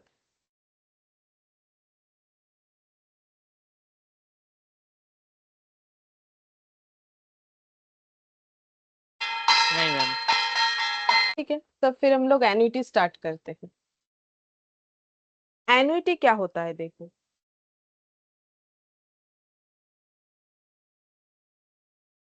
एन्युइटी का मतलब है सीक्वेंस ऑफ पेमेंट या रिसिप्ट। अब देखो पेमेंट भी हो सकता है, रिसिप्ट भी हो सकता है ना। जैसे हमें इंटरेस्ट मिल भी सकता है, हमें इंटरेस्ट देना भी पड़ सकता है, डिपेंड करता है कि क्या कंडीशन है। सेम वैसे ही एन्युइटी में क्या है कि सीक्वेंस ऑफ पेमेंट भी हो सकता है, सीक्वेंस में होना चाहिए। अब मेरे लिए वो पेमेंट भी हो सकता है वो सीक्वेंस, या फिर रिसिप्ट्स भी हो सकता है। ठीक है, अच्छा, यहाँ पर पीरियोडिक पेमेंट, रिसिप्ट भी हो सकता है। ठीक है, तो कैसा पीरियोडिक का मतलब, मेरा पेमेंट या रिसिप्ट जो भी होगा, मैंने ये पेमेंट लिखा है, सिर्फ पेमेंट होगा ऐसे जरूरी नहीं, ऊपर मैंने लिख दिया। अब वो किसी एक टाइम पे होना चाहिए सीक्वेंस। ठीक है, या पीरियोडिक मतलब या तो मंथली, या तो ईयरली, ठीक है, या तो क्वार्टरली। जैसे सबसे अच्छा एक एग्जांपल अगर दे, जैसे हम लोग कुछ ईएमआई में लेते हैं तो हर मंथ हमें उसका पेमेंट करना पड़ता है। ठीक है, तो हर मंथ कर रहे हैं, ठीक है, या फिर हर साल पेमेंट करना है, या फिर हर क्वार्टर, तो कोई एक सिस्टमेटिक वे होना चाहिए फॉर सेम अमाउंट। और अमाउंट भी सेम होना चाहिए। जैसे अगर हम लोग कुछ इंस्टॉलमेंट में परचेस करते हैं तो हमारा अमाउंट सेम ही होता है। जैसे मान लो 2000 रुपए करके हर महीना, ठीक है, तो वही हो गया फॉर सेम अमाउंट। रेगुलरली होना चाहिए, मतलब कोई ब्रेक नहीं होना चाहिए, for a specific period of time.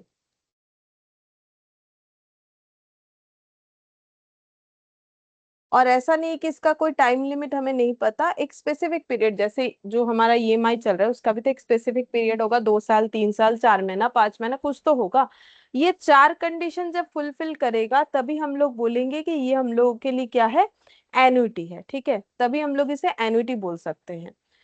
अब एन्युटी में देखो, जैसे 2 तरीके का एन्युटी होता है। ठीक है, एक होता है एन्युटी रेगुलर, एक होता है एन्युटी ड्यू। उसके पहले यहाँ पर 4 कंडीशन है, जो देख के बताओ कि ये एन्युटी है कि नहीं। जैसे ये टेबल 4.1, ठीक है, यहाँ पर ईयर एंड में कुछ पैसे दिए जाएंगे, ठीक है। ईयर एंड में ये पैसा पेमेंट या रिसिप्ट कुछ भी हो सकता है, दोनों ही हमें स्लैश दे के दे दिया है, तो may be it's payment, may be it's receipt.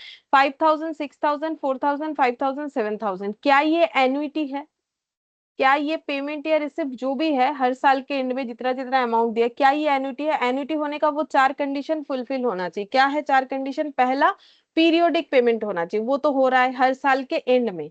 For same amount होना चाहिए, रेगुलर होना चाहिए, स्पेसिफिक पीरियड ऑफ टाइम के लिए होना चाहिए। तो स्पेसिफिक पीरियड ऑफ टाइम तो 5 साल दिख रहा है, रेगुलर ही दिख रहा है, कोई ब्रेक नहीं है, और सेम अमाउंट होना चाहिए। अगर ये चार कंडीशन फुलफिल होगा तो ही होगा, ये सेम अमाउंट तो है नहीं, तो क्या ये एन्युटी है? ना मैम। नहीं। तो वैसे ही टेबल 4.2 को बोलो कि ये एन्युटी है कि नहीं। এটা অ্যানুইটি নয়। हाँ, ये क्यों नहीं है बोलो। এটা রেগুলার নয় তো মাঝখানে। हाँ, इसमें ब्रेक हो गया है, ठीक है। और ये वाला এটা অ্যানুইটি। 4.3, ये एन्युटी, इसमें चारों कंडीशन फुलफिल हो रहा है, ठीक है। एक तो पीरियोडिक हो रहा है, पीरियड क्या है? हर साल के एंड में, फिर सेम अमाउंट हो रहा है, ठीक है, रेगुलर हो रहा है, कोई ब्रेक नहीं है, ठीक है। और स्पेसिफाइड टाइम के लिए है, मतलब 5 साल के लिए है। वैसे क्वेश्चन पढ़ोगे तो वहां समझ में आ जाएगा कि 5 साल 6 साल जो भी बोलेगा, यहाँ तो 5 साल बोला है। अब टाइप्स ऑफ एन्युटी पढ़ो। कितने तरह का एन्युटी होता है? तो एन्युटी दो तरीके का होता है, एन्युटी रेगुलर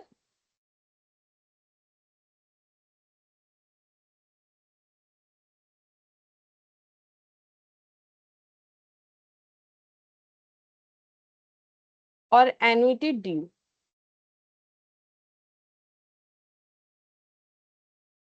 एन्युटी रेगुलर और एन्युटी ड्यू। एन्युटी रेगुलर का मतलब हो जाता है instalment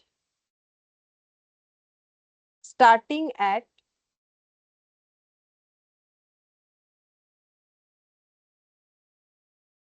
the end of the period, और ये वाला हो जाएगा इंस्टॉलमेंट स्टार्टिंग एट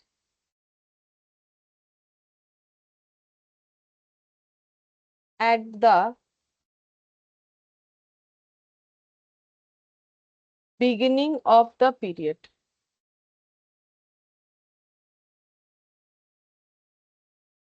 ब्रैकेट में दैट इज इमीडिएटली,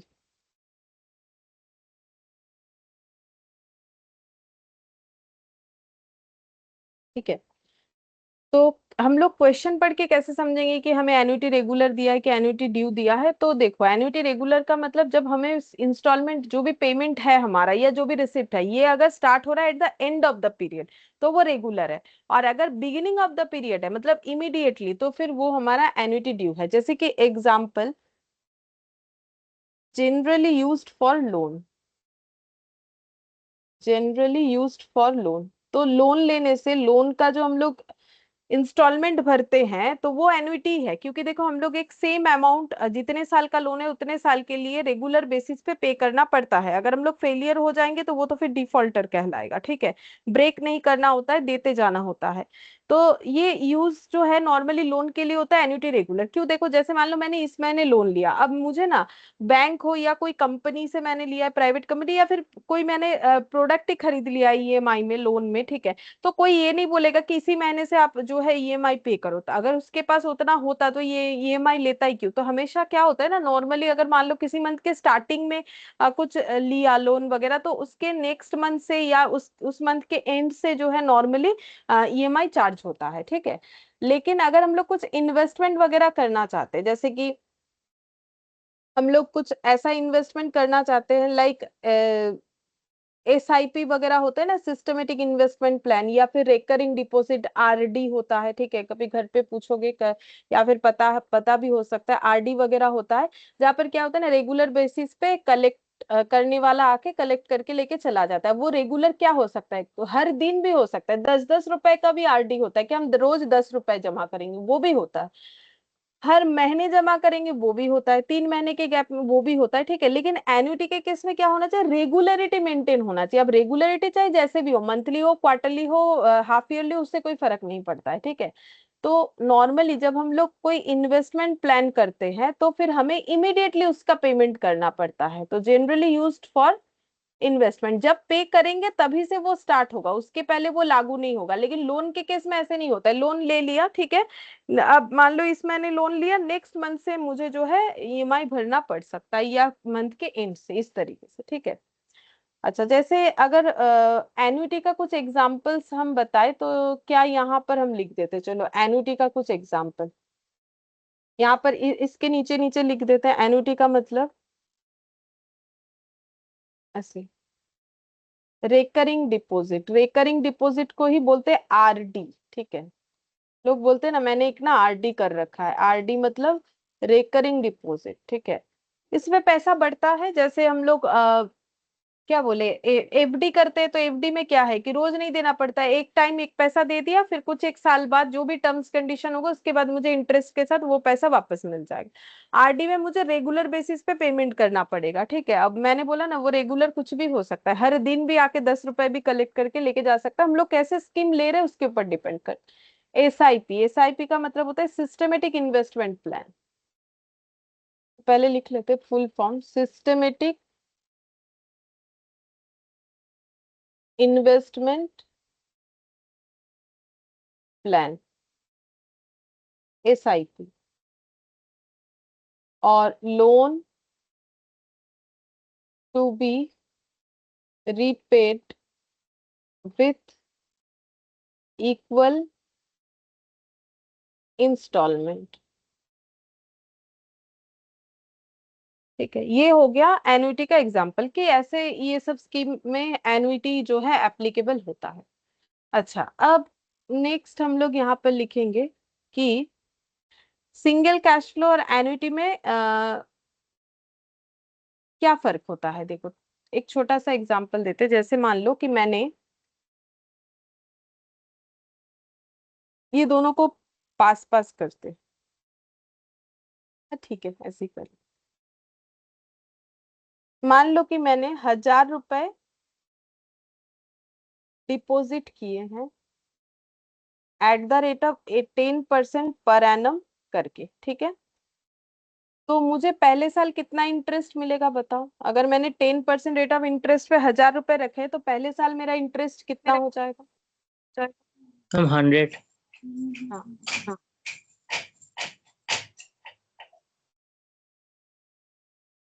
फिर नेक्स्ट ईयर कितना हो जाएगा अगर हम लोग कंपाउंडिंग करेंगे, ठीक है, सिंपल इंटरेस्ट का बात नहीं कर रहे हैं।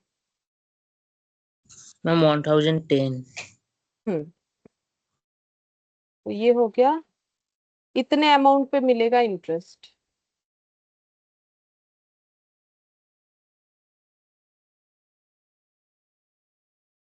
वन 110,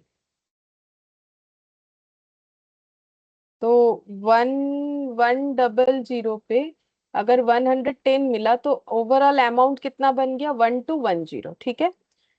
अच्छा, अब इसमें हम लोगों ने इन्वेस्ट कितना किया और हमें रिटर्न कितना मिला, बोलो। हम लोगों ने कितना रुपए इन्वेस्ट किया? मैम बोलो। ইনভেস্ট করেছি 1000 हम्म, আর আরওআই হচ্ছে না 1210। না ওটা তো টোটাল, রিটার্ন মানে যেটা এক্সট্রা কামিয়েছি। আচ্ছা রিটার্ন হচ্ছে তো 210 টাকা এক্সট্রাটা। हाँ, 210, एक बार मिला 100 रुपए और एक बार मिला 110 रुपए, ठीक है। अच्छा, अब सेम इसी चीज को हम थोड़ा सा अलग करके बताएंगे।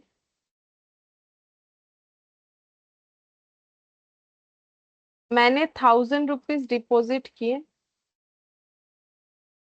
वही same at the rate of 10% per annum compound interest पे, ठीक है। तो मुझे पहले साल इंटरेस्ट कितना मिलेगा? 100। वही सेम मिलेगा। लेकिन अगर ये मेरा एन्युटी स्कीम है तो यहाँ तो वो 1000 + 100 1100 बनेगा, इसमें तो कोई प्रॉब्लम नहीं है, ठीक है।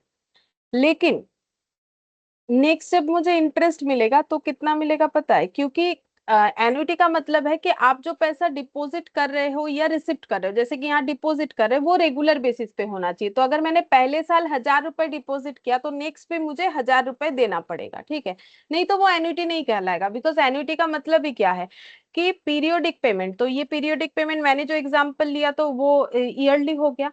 सेम अमाउंट 1,000 रुपए रेगुलरली पहले साल किया, दूसरा साल भी कर रहे हैं, और मान लो ये 2 साल के लिए कर रहे हैं, तो फिर यहाँ पर हो जाएगा मेरा 2,100। अब नेक्स्ट मुझे जो इंटरेस्ट मिलेगा तो मैंने जितना जमा किया उसके ऊपर ही देना पड़ेगा ना। तो 2,100 पे 10% करके एक साल का कितना मिल जाएगा, 210। ठीक है, तो मेरा अमाउंट ओवरऑल कितना दिखेगा, 2,100 हुआ था और उसमें 210 और जुड़ गए तो कितना हो गया, 2,310। अब इसमें बोलो इन्वेस्टमेंट कितना है और रिटर्न कितना है।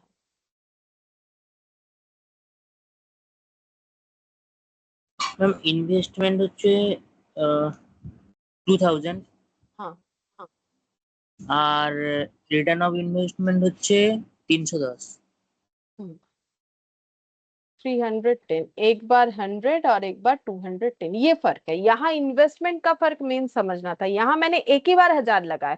अब जितना भी लंबा मेरा स्कीम हो, 2 साल 3 साल 4 साल, बस एक ही बार 1,000 देना है, बस मुझे इंटरेस्ट मिलता जाएगा। लेकिन अगर ये एन्युटी हुआ तो मुझे जो अमाउंट मैंने दिया है वो मुझे बार बार देते जाना है। अगर देने का कंसेप्ट है, अगर मिलने का कंसेप्ट है तो वैसा हो जाएगा, ठीक है। किसी भी एक तरीके से तो हमें समझना पड़ेगा ना।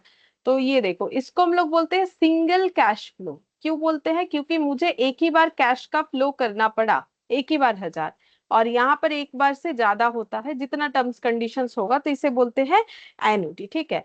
ये जैसे कि एफडी वगैरह के लिए बोल सकते हो, ये फिक्स डिपॉजिट का एग्जांपल हो गया। अगर फिक्स डिपॉजिट करते हैं तो इस तरीके से काम करता है, और ये हो गया आरडी, रेकरिंग डिपॉजिट हुआ तो इस तरीके से काम करेगा, ठीक है। तो ये सब टर्म अगर सुनोगे घर पे, कुछ आरडी किया जा रहा है या फिर एफडी किया जा रहा है, तो समझ में आ जाएगा कि कैसे करके बैंक हमें इंटरेस्ट देगा। तो फिर वो खुद ম্যাম समझ এফডি के देख सको। হ্যাঁ বলো।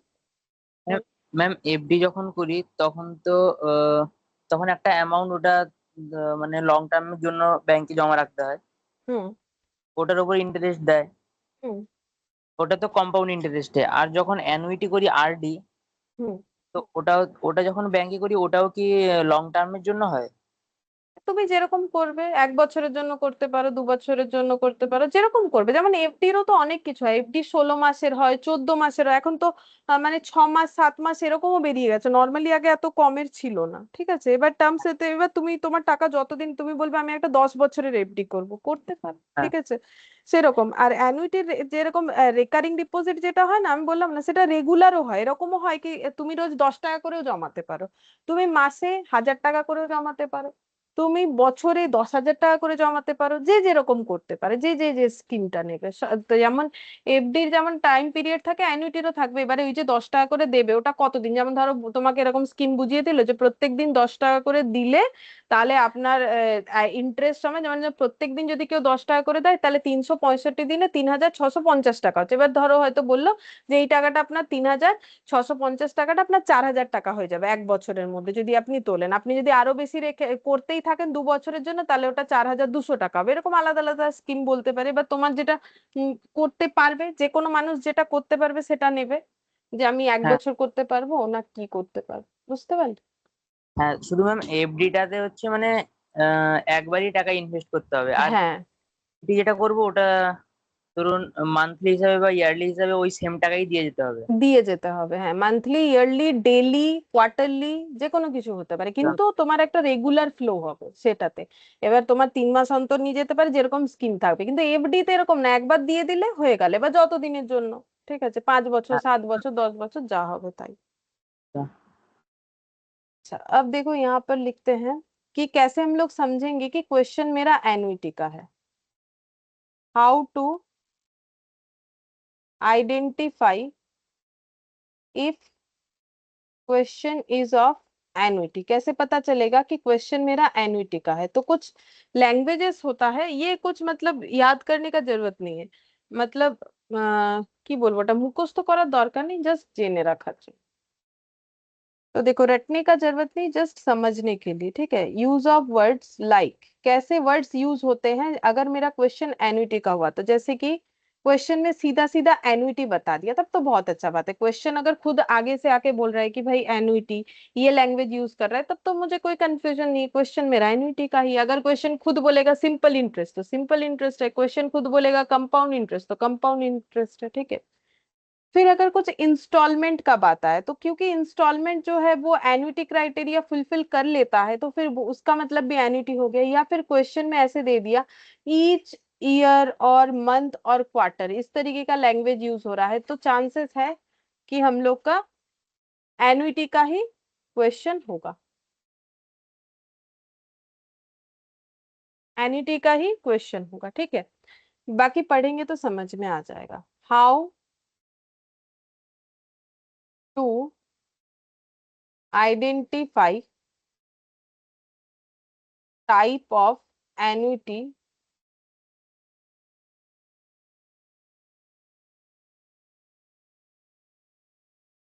इन क्वेश्चन।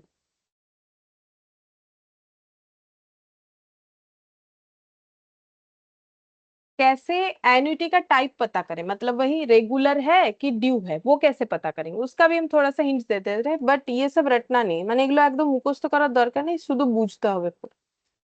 মুখস্থ করলে ওভাবে বোঝা যাবে না, জাস্ট একটু একটা ক্লু আর কিছু। इफ क्वेश्चन इज साइलेंट, हाँ ये जरूर याद रखना है कि अगर क्वेश्चन में पढ़ के कुछ नहीं पता चल रहा है कि ड्यू है कि फिर क्या बोलते हैं उससे रेगुलर है तो हमें क्या मानना पड़ेगा, व्हेन इंस्टॉलमेंट आर स्टार्टिंग, क्योंकि इंस्टॉलमेंट का स्टार्टिंग टाइम ही तो हमें बताने का क्लू है ना कि भाई इंस्टॉलमेंट स्टार्टिंग से है कि एंडिंग से है। इंस्टॉलमेंट कब से शुरू हो रहा है उसके ऊपर डिपेंड करेगा कि एन्युटी रेगुलर है कि एन्युटी ड्यू है। अगर वही मुझे नहीं पता चल रहा है देन ऑलवेज एज्यूम कि एन्युटी रेगुलर है, we will use annuity regular. अगर क्वेश्चन पढ़ के नहीं पता चलेगा देन ऑलवेज एज्यूम कि एन्युटी रेगुलर का क्वेश्चन है। अच्छा, फिर annuity due is used when question using words like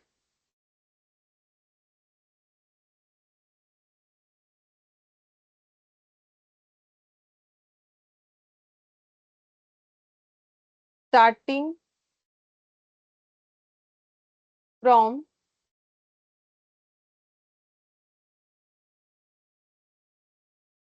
today, starting from immediately, starting now। अगर इस तरीके का क्वेश्चन में वर्ड है स्टार्टिंग फ्रॉम टुडे, आज ही से स्टार्ट हो जाएगा, इमीडिएटली स्टार्ट हो जाएगा, अभी के अभी स्टार्ट हो जाएगा, इस तरीके का बात बोल रहा है तो इसका मतलब एन्युटी ड्यू है। क्यों? बिकॉज एन्युटी ड्यू का मतलब ही होता है कि इंस्टॉलमेंट जब बिगिनिंग ऑफ द पीरियड से स्टार्ट हो रहा है तो इस तरीके का वर्ड मिलेगा तो ये हमारे लिए क्लू है कि ये एन्युटी ड्यू का क्वेश्चन है, ठीक है। अच्छा, अब नेक्स्ट देखते हैं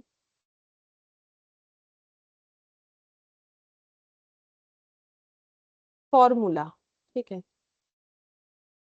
देखो अभी जो मैंने ये सिखाया ना, ये सिंगल कैश फ्लो, ये चीज हम लोग ऑलरेडी पढ़ चुके हैं, ये तो मेरा कंपाउंड इंटरेस्ट जैसा ही हो गया ना, ठीक है। Single cash flow fix deposit का हो सकता है, सेविंग्स अकाउंट में हो सकता है, ठीक है। और कितना एग्जांपल बोले, ठीक है। इसका फॉर्मूला हम बता देते हैं क्या होगा। इसको हम लोग और एक तरीके से भी सोच सकते हैं, ये जो है ये मेरा प्रेजेंट वैल्यू है, ठीक है। ये मेरा क्या है, फ्यूचर वैल्यू। मतलब अगर हम 1000 रुपए 10% per annum rate of interest पे लगाते हैं एफडी में तो मुझे फ्यूचर में 1210 रुपीज मिलेगा। सेम तरीके से ये मेरा प्रेजेंट वैल्यू है और ये मेरा क्या हो जाएगा, फ्यूचर वैल्यू हो जाएगा। तो प्रेजेंट वैल्यू फ्यूचर वैल्यू के हिसाब से भी ना फॉर्मूला बनता है। तो देखो फॉर्मूला मतलब सेम चीज है, बस लिखने का तरीका अलग है। देखो हम लोग ऐसे लिख सकते हैं कि ये लिख दिया मैंने सिंगल कैश, ठीक है। तो future value equal to present value into 1 + i whole to the power n। और अगर मुझे कभी क्वेश्चन में जैसे देखो मैंने फ्यूचर वैल्यू निकाला मतलब a निकाला, फ्यूचर वैल्यू बेसिकली यहाँ पर क्या है, a है, प्रेजेंट वैल्यू मतलब p है। अब अगर मुझे कभी ऐसे बोल दे कि p निकालो तो हम कैसे निकालेंगे, सेम ऐसे जैसे a divided by 1 plus i whole to the power n होता था वैसे करके निकाल लेंगे। ठीक है, ये हो गया मेरा सिंगल कैश फ्लो। अच्छा, इसको हम लोग बोलते हैं कंपाउंडिंग। कंपाउंडिंग क्यों बोलते हैं? जब मल्टीप्लाई होता है तो कंपाउंडिंग हो गया, पैसा बढ़ रहा है ना, फ्यूचर में पैसा बढ़ेगा तो कंपाउंडिंग। आप प्रेजेंट का निकालेंगे तो उसका वैल्यू कम होगा, तो इस मेथड को हम लोग बोलेंगे डिस्काउंटिंग। डिवाइड हो रहा है तो इस मेथड का नाम होता है डिस्काउंटिंग, इसका नाम होता है कंपाउंडिंग। ऑलरेडी कर चुके हैं कंपाउंड इंटरेस्ट में कि compounding per annum this type, तो कंपाउंडिंग वर्ड इसीलिए यूज होता है। ठीक है, और एन्युटी के केस में देखो, एन्युटी के केस में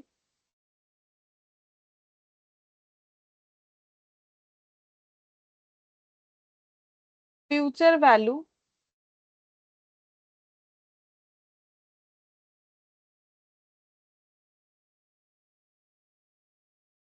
ऑफ एन्युटी रेगुलर ये हो जाएगा a into 1 plus i whole to the power n minus 1 divided by i. ठीक है, और present value of annuity regular ये हो जाएगा a by i 1 minus 1 divided by 1 plus i whole to the power n। और future value of annuity due तो ये हो जाता है future value of annuity regular into 1 plus i. ये सब हम समझा देंगे फॉर्मूला। ठीक है, तो future value of annuity regular already हम लोग यहाँ पर लिख रखे हैं, 1 plus i whole to the power n minus 1 divided by i into 1 plus i. ठीक है, और future value present value of annuity due, present value of annuity regular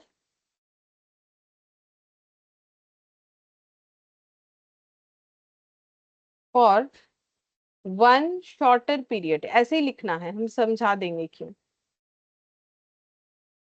plus initial cash.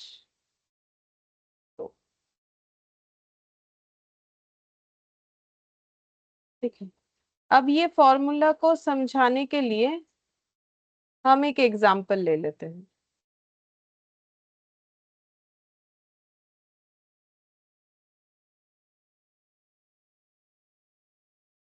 Ma'am ওই ফর্মুলাটা আরেকবার দেখি। हम्म,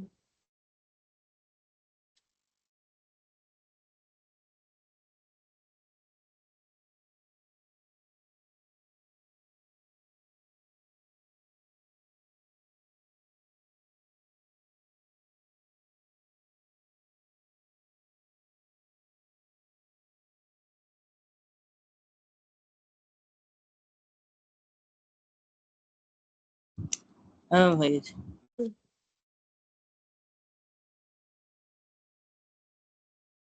अच्छा, तो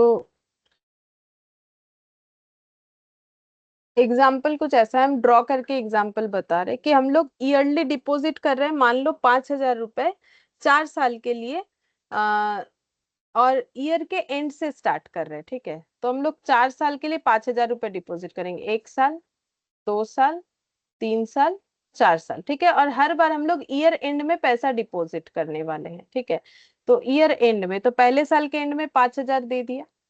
ठीक है, अच्छा, और उसके बाद नेक्स्ट ईयर के एंड में 5,000, फिर एक बार 5,000, फिर एक बार 5,000। ठीक है, ऐसे करके हम लोगों ने ईयरली डिपॉजिट कर दिया 5,000 करके। ठीक है, 4 साल के लिए, एंड ऑफ द पीरियड, और इंटरेस्ट रेट है मान लो 10%, हमें 10% मिलेगा। अच्छा, मुझे एक चीज बोलो, ये जो 5,000 रुपए मैंने जमा किए, इस पे मुझे जो इंटरेस्ट मिलेगा वो कितना होगा? अगर मुझे कंपाउंड इंटरेस्ट मिल रहा है तो इंटरेस्ट हम कैसे निकालेंगे? अच्छा, इंटरेस्ट नहीं, मुझे पहले ये बता दो मेरा अमाउंट कितना होगा, क्योंकि एन्युटी में तो मुझे अमाउंट के साथ ही 5,000 जोड़ना है। मतलब ये देखो, ये चीज यहाँ पर मैंने क्या सिखाया कि जो अमाउंट हो रहा है उसी में तो मुझे अमाउंट जोड़ना है ना। ये देखो, ये 1,000 रुपए 1,100 हुआ, 1,100 में ही तो मुझे 1,000 जोड़ना है, तब तो जाके मुझे 210 मिलेगा। तो हम बोल रहे हैं कि मुझे सिर्फ ये 1,100 कैसे आएगा वो बता दो। तो वो कैसे निकालोगे? ए इक्वल टू ये जो मैंने इस तरीके से निकाला, इसके जगह हम लोग A equal to P into 1 plus i whole to the power n करके भी तो निकाल सकते थे ना, क्योंकि कंपाउंड इंटरेस्ट होगा हमेशा एनुइटी पे। तो फिर वही हम बोल रहे हैं कि मेरा ए का वैल्यू पहली बार कितना हो जाएगा, यहाँ पर। ওটা পার্সেন্টের উপরে যত পার্সেন্টেজ থাকবে ওটা মারতে হবে তো। হ্যাঁ মানে কত হচ্ছে বলো? আমরা কত পার্সেন্ট আছে annually? 10%।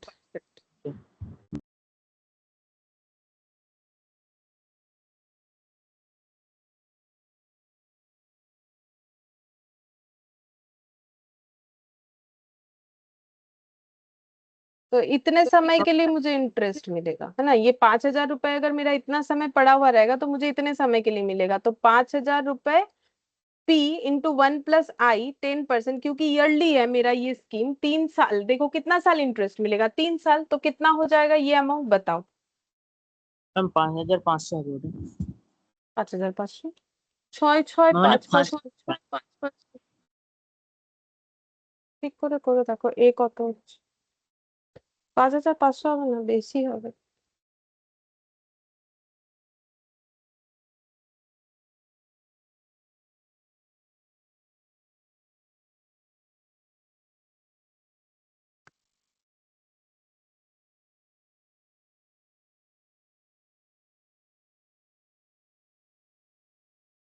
কত হচ্ছে?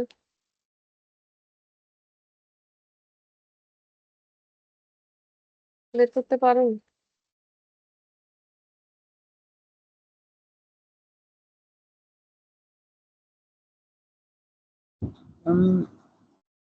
তো 6,655 আছে।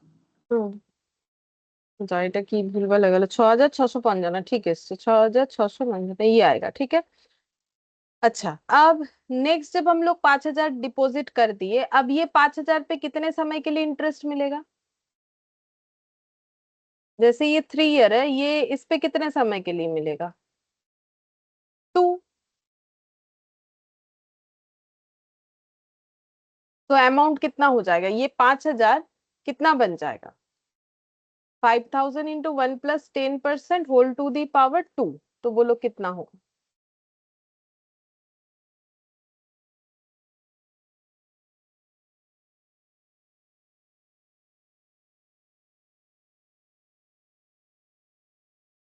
सिक्स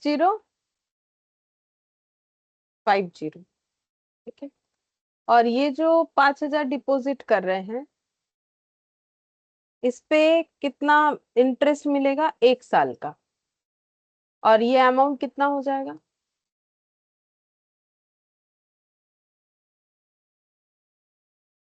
5500, 1 साल के लिए, ठीक है। 1 साल के लिए 5500 हो जाएगा। अच्छा, और ये जो 5,000 है, मुझे एक चीज बताओ, ये जो 5,000 है, क्या इस पे मुझे कोई इंटरेस्ट मिलेगा? ম্যাম ওটা তো পাও না, ওটা তো বছরের শেষে তো দিয়ে দেওয়া হয়। हाँ, तो ये मुझे जस्ट ऐसे 5,000 के हिसाब से ही मिल जाएगा, बट इस पे एक्स्ट्रा कुछ नहीं मिलेगा, ठीक है। तो मुझे टोटल कितना मिला? 6,655 प्लस 6,050 प्लस 5500 कितना आता है ये सारा मिला के?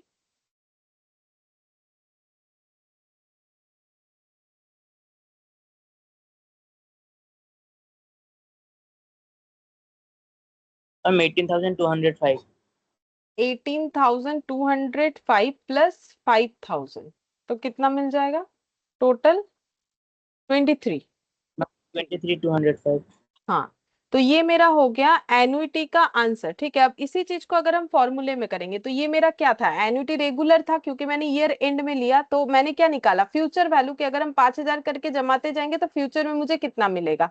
तो एन्युटी रेगुलर का जो फ्यूचर वैल्यू का फॉर्मूला है वो है a into 1+i whole to the power n -1 divided by i, ठीक है। फॉर्मूला लिखते लिखते याद हो जाएगा, अभी बहुत क्वेश्चन करेंगे तो उसमें याद हो जाता है, ठीक है, डरने वाला कोई बात नहीं है। तो यहाँ पर हमारा आंसर हो जाएगा future value of annuity regular, ठीक है। a into 1+i whole to the power n -1 divided by i। तो a मतलब क्या होता है फॉर्मूले में? हमेशा a का मतलब होता है एन्युटी। तो यहाँ पर एन्युटी का वैल्यू कितना है इस एग्जाम्पल में? एन्युटी मतलब तो सिखाया ना, 4 चीज जो फुलफिल करेगा। तो यहाँ पर एन्युटी अमाउंट कौन सा है? i तो 10% होगा, है बोलो। 5,000 হবে। 5,000 एन्युटी है, ठीक है। आई तो 10% पर एनम है, तो 4 साल में 4 बार इंटरेस्ट मिलेगा, डिवाइडेड बाय आई मतलब 10%। अब ये कैलकुलेट करके देखना है कि मेरा 23,205 आ रहा है कि नहीं, चेक कर लो, चेक करो। 1 डिवाइडेड बाई 1.1 आ रहा है ना, ये 1 + 10%, 10/100 मतलब 1.1 का 4 बार मल्टीप्लाई -1 डिवाइडेड बाई 10%।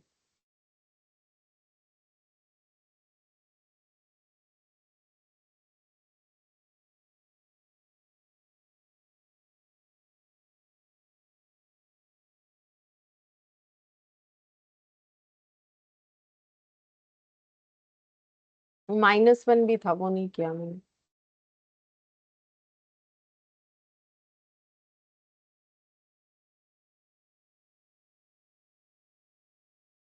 23,205 आ रहा है, देखो।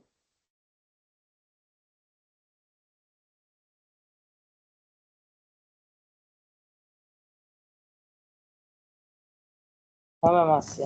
हम्म। तो अब ये फॉर्मूला सीखने का यही रीजन है। अब क्या हम लोग एक एक चीज को ऐसे करेंगे तो ये तो देखो 4 बार था, फिर भी पॉसिबल है थोड़ा बहुत करना, लेकिन अगर यही 4 बार के जगह 10 साल 15 साल तो करना पॉसिबल नहीं है। तो हम लोग क्या करेंगे, देन हम लोग फॉर्मूला यूज करके करेंगे, ठीक है। वही मैंने बताया। अब सेम ऐसा जो है हम लोग एन्युटी का जो है ये जैसे लास्ट में किया, ठीक है, अगर हम लोग बिगिनिंग ऑफ द पीरियड में करेंगे तब ये लास्ट वाले 5,000 पे भी हमें इंटरेस्ट मिल जाएगा। लेकिन हमें अलग अलग ऐसे करके चेक करने का कोई जरूरत नहीं है, फॉर्मूला यूज करोगे तो बन जाएगा। क्योंकि देखो अब इतने सभी चीजों पे एक एक करके अगर हम एग्जांपल लेंगे तो हमारा मतलब क्या है, बहुत ज्यादा टाइम जाएगा। तुम लोग चाहो तो इस पे भी एग्जांपल, ये सेम एग्जांपल को बिगिनिंग ऑफ द ईयर करके फिर उसको फॉर्मूले में डाल के देख सकते हो, सेम आंसर आ जाएगा, ठीक है। अच्छा, अब फ्यूचर वैल्यू ऑफ एन्युटी और प्रेजेंट वैल्यू ऑफ एन्युटी को समझोगे कैसे, वो हम लिख देते हैं। फ्यूचर वैल्यू, फ्यूचर वैल्यू का मतलब होता है जो हमें फ्यूचर में मिलने वाला है, मतलब tomorrow, tomorrow's value of today's money, मतलब आज के पैसे का फ्यूचर में जो वैल्यू होगा। आज अगर मेरे पास 10 लाख रुपए है तो 2 साल बाद उस 10 लाख का क्या वैल्यू होगा, उसको हम लोग बोल सकते हैं tomorrow's value of today's money, यानी future value compounded using rate of interest. तो इसमें हम लोग क्या करते हैं, कंपाउंडिंग करते हैं, फ्यूचर का वैल्यू निकालने का मतलब मल्टीप्लाई करते हैं जो रेट ऑफ इंटरेस्ट दिया हुआ रहता है उसको यूज करके। अब कैसे आइडेंटिफाई करेंगे कि ये फ्यूचर वैल्यू का क्वेश्चन है, how to identify question is of future value, कैसे पता करें कि क्वेश्चन फ्यूचर वैल्यू का है। अगर क्वेश्चन में ऐसे बोला है, ए सम ऑफ मनी विल बिकम मतलब फ्यूचर का बात हो गया ना, कि फ्यूचर में पैसा इतना होने वाला है, तो फ्यूचर वैल्यू का बात चल रहा है। अच्छा, अगर ऐसे बोल दिया यू विल रिसीव लाइक जैसे कि 5,000 आफ्टर 3 इयर्स, 5 साल बाद मुझे, या फिर 3 साल जो भी लिखो, ठीक है, 5 साल 3 साल बाद मुझे इतना रुपए मिलेगा, तो वो भी फ्यूचर में रिसीव होने का बात बोल रहे हैं। तो इस तरीके के लैंग्वेज से हमें समझना पड़ेगा। The amount standing at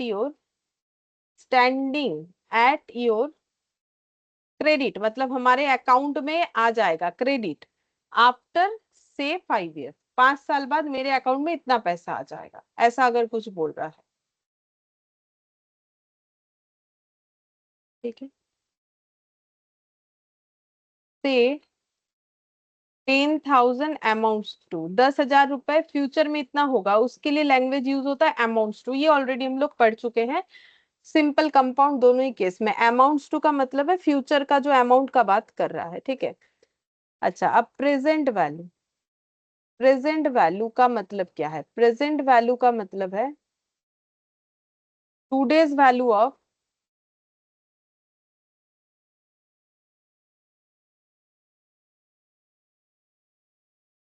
tomorrow's money,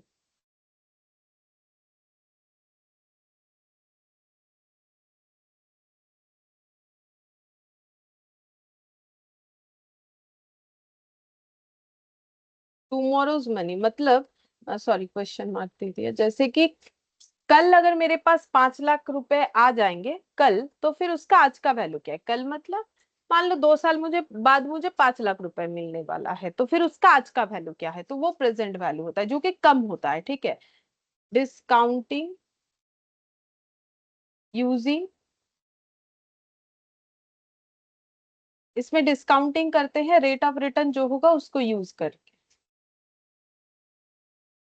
जैसे वह कंपाउंडिंग करते हैं। अच्छा, कैसे आइडेंटिफाई करेंगे कि क्वेश्चन मेरा फ्यूचर वैल्यू का, सॉरी प्रेजेंट वैल्यू का है? How to identify question is of present value, question present value का है। मिस्टर पी, ये एग्जांपल है, ठीक है। Mister P borrows ₹10,000। अगर मिस्टर बी ने 10,000 रुपए बोरो किया, ऐसा क्वेश्चन में बोला है, तो बोरोइंग यानी लोन लेना ऑलवेज प्रेजेंट वैल्यू बताता। मैंने 30 लाख का लोन लिया, तो अभी लिया ना, 30 लाख मेरा आज का वैल्यू है, तो मेरे पास जो पैसा है वही तो हम बोल रहे हैं कि मैंने ये लोन लिया, तो मेरा आज का पैसा। तो borrowing is always 2 days। What is the loan amount? अगर क्वेश्चन सीधा सीधा पूछ रहा है कि बोलो लोन अमाउंट कितना है, तो लोन अमाउंट का मतलब ही प्रेजेंट वैल्यू। लोन हमेशा प्रेजेंट वैल्यू को ही रिप्रेजेंट करेगा, ठीक है। तो लोन अमाउंट का मतलब प्रेजेंट वैल्यू होता है। अच्छा, अब मैंने एन्युटी का जो भी कंसेप्ट देना था ना, फुल्ली कंसेप्ट मैंने पूरा बता दिया है, ठीक है। अब बस हमें क्वेश्चन करना है, तो ज्यादा नहीं, ये एक ही क्वेश्चन करेंगे जस्ट थोड़ा सा नॉलेज के लिए, अदरवाइज नहीं भी करते तो चलता, थोड़ा सा समझने के लिए। यहाँ पर बोला है you invest 3,000 in 2 year investment that पे यू 12% पर एनम। तो हम लोगों ने एक स्कीम में 3,000 रुपए इन्वेस्ट किए 2 साल के लिए, जिसपे मुझे 12% हर साल इंटरेस्ट मिलेगा। Calculate the future value of the investment, हमें उस इन्वेस्टमेंट का फ्यूचर वैल्यू निकालना है, ठीक है। तो फ्यूचर वैल्यू निकालना है। अब मुझे एक चीज बताओ कि ये एन्युटी है कि नहीं है? एन्युटी का 4 कंडीशन फुलफिल होना चाहिए। फिक्स्ड अमाउंट होना चाहिए, रेगुलर बेसिस पे उसका पेमेंट या रिसिप्ट होना चाहिए, और एक फिक्स टाइम पीरियड के लिए होना चाहिए। और जो है और एक क्या था 4 कंडीशन में? एक जो है मेरा फिक्स्ड अमाउंट होना चाहिए। बोलो क्या ये एन्युटी है या सिंगल कैश फ्लो है?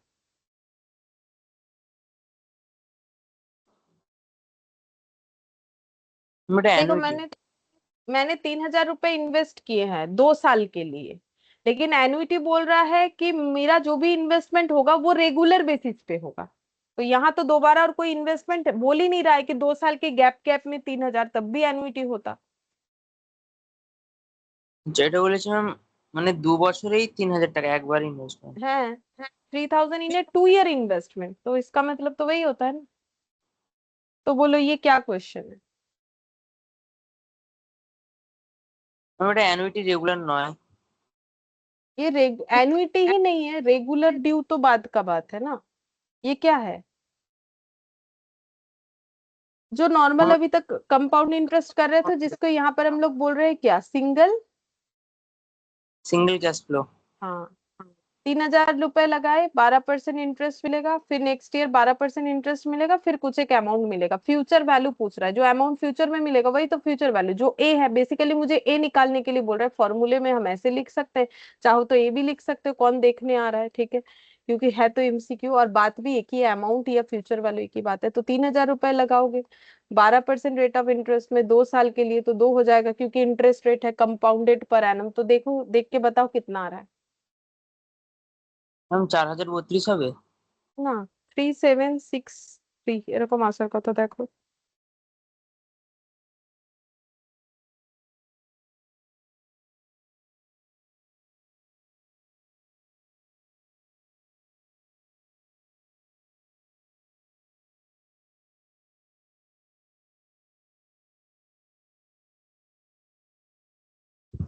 ম্যাম 3,763.2 আসছে।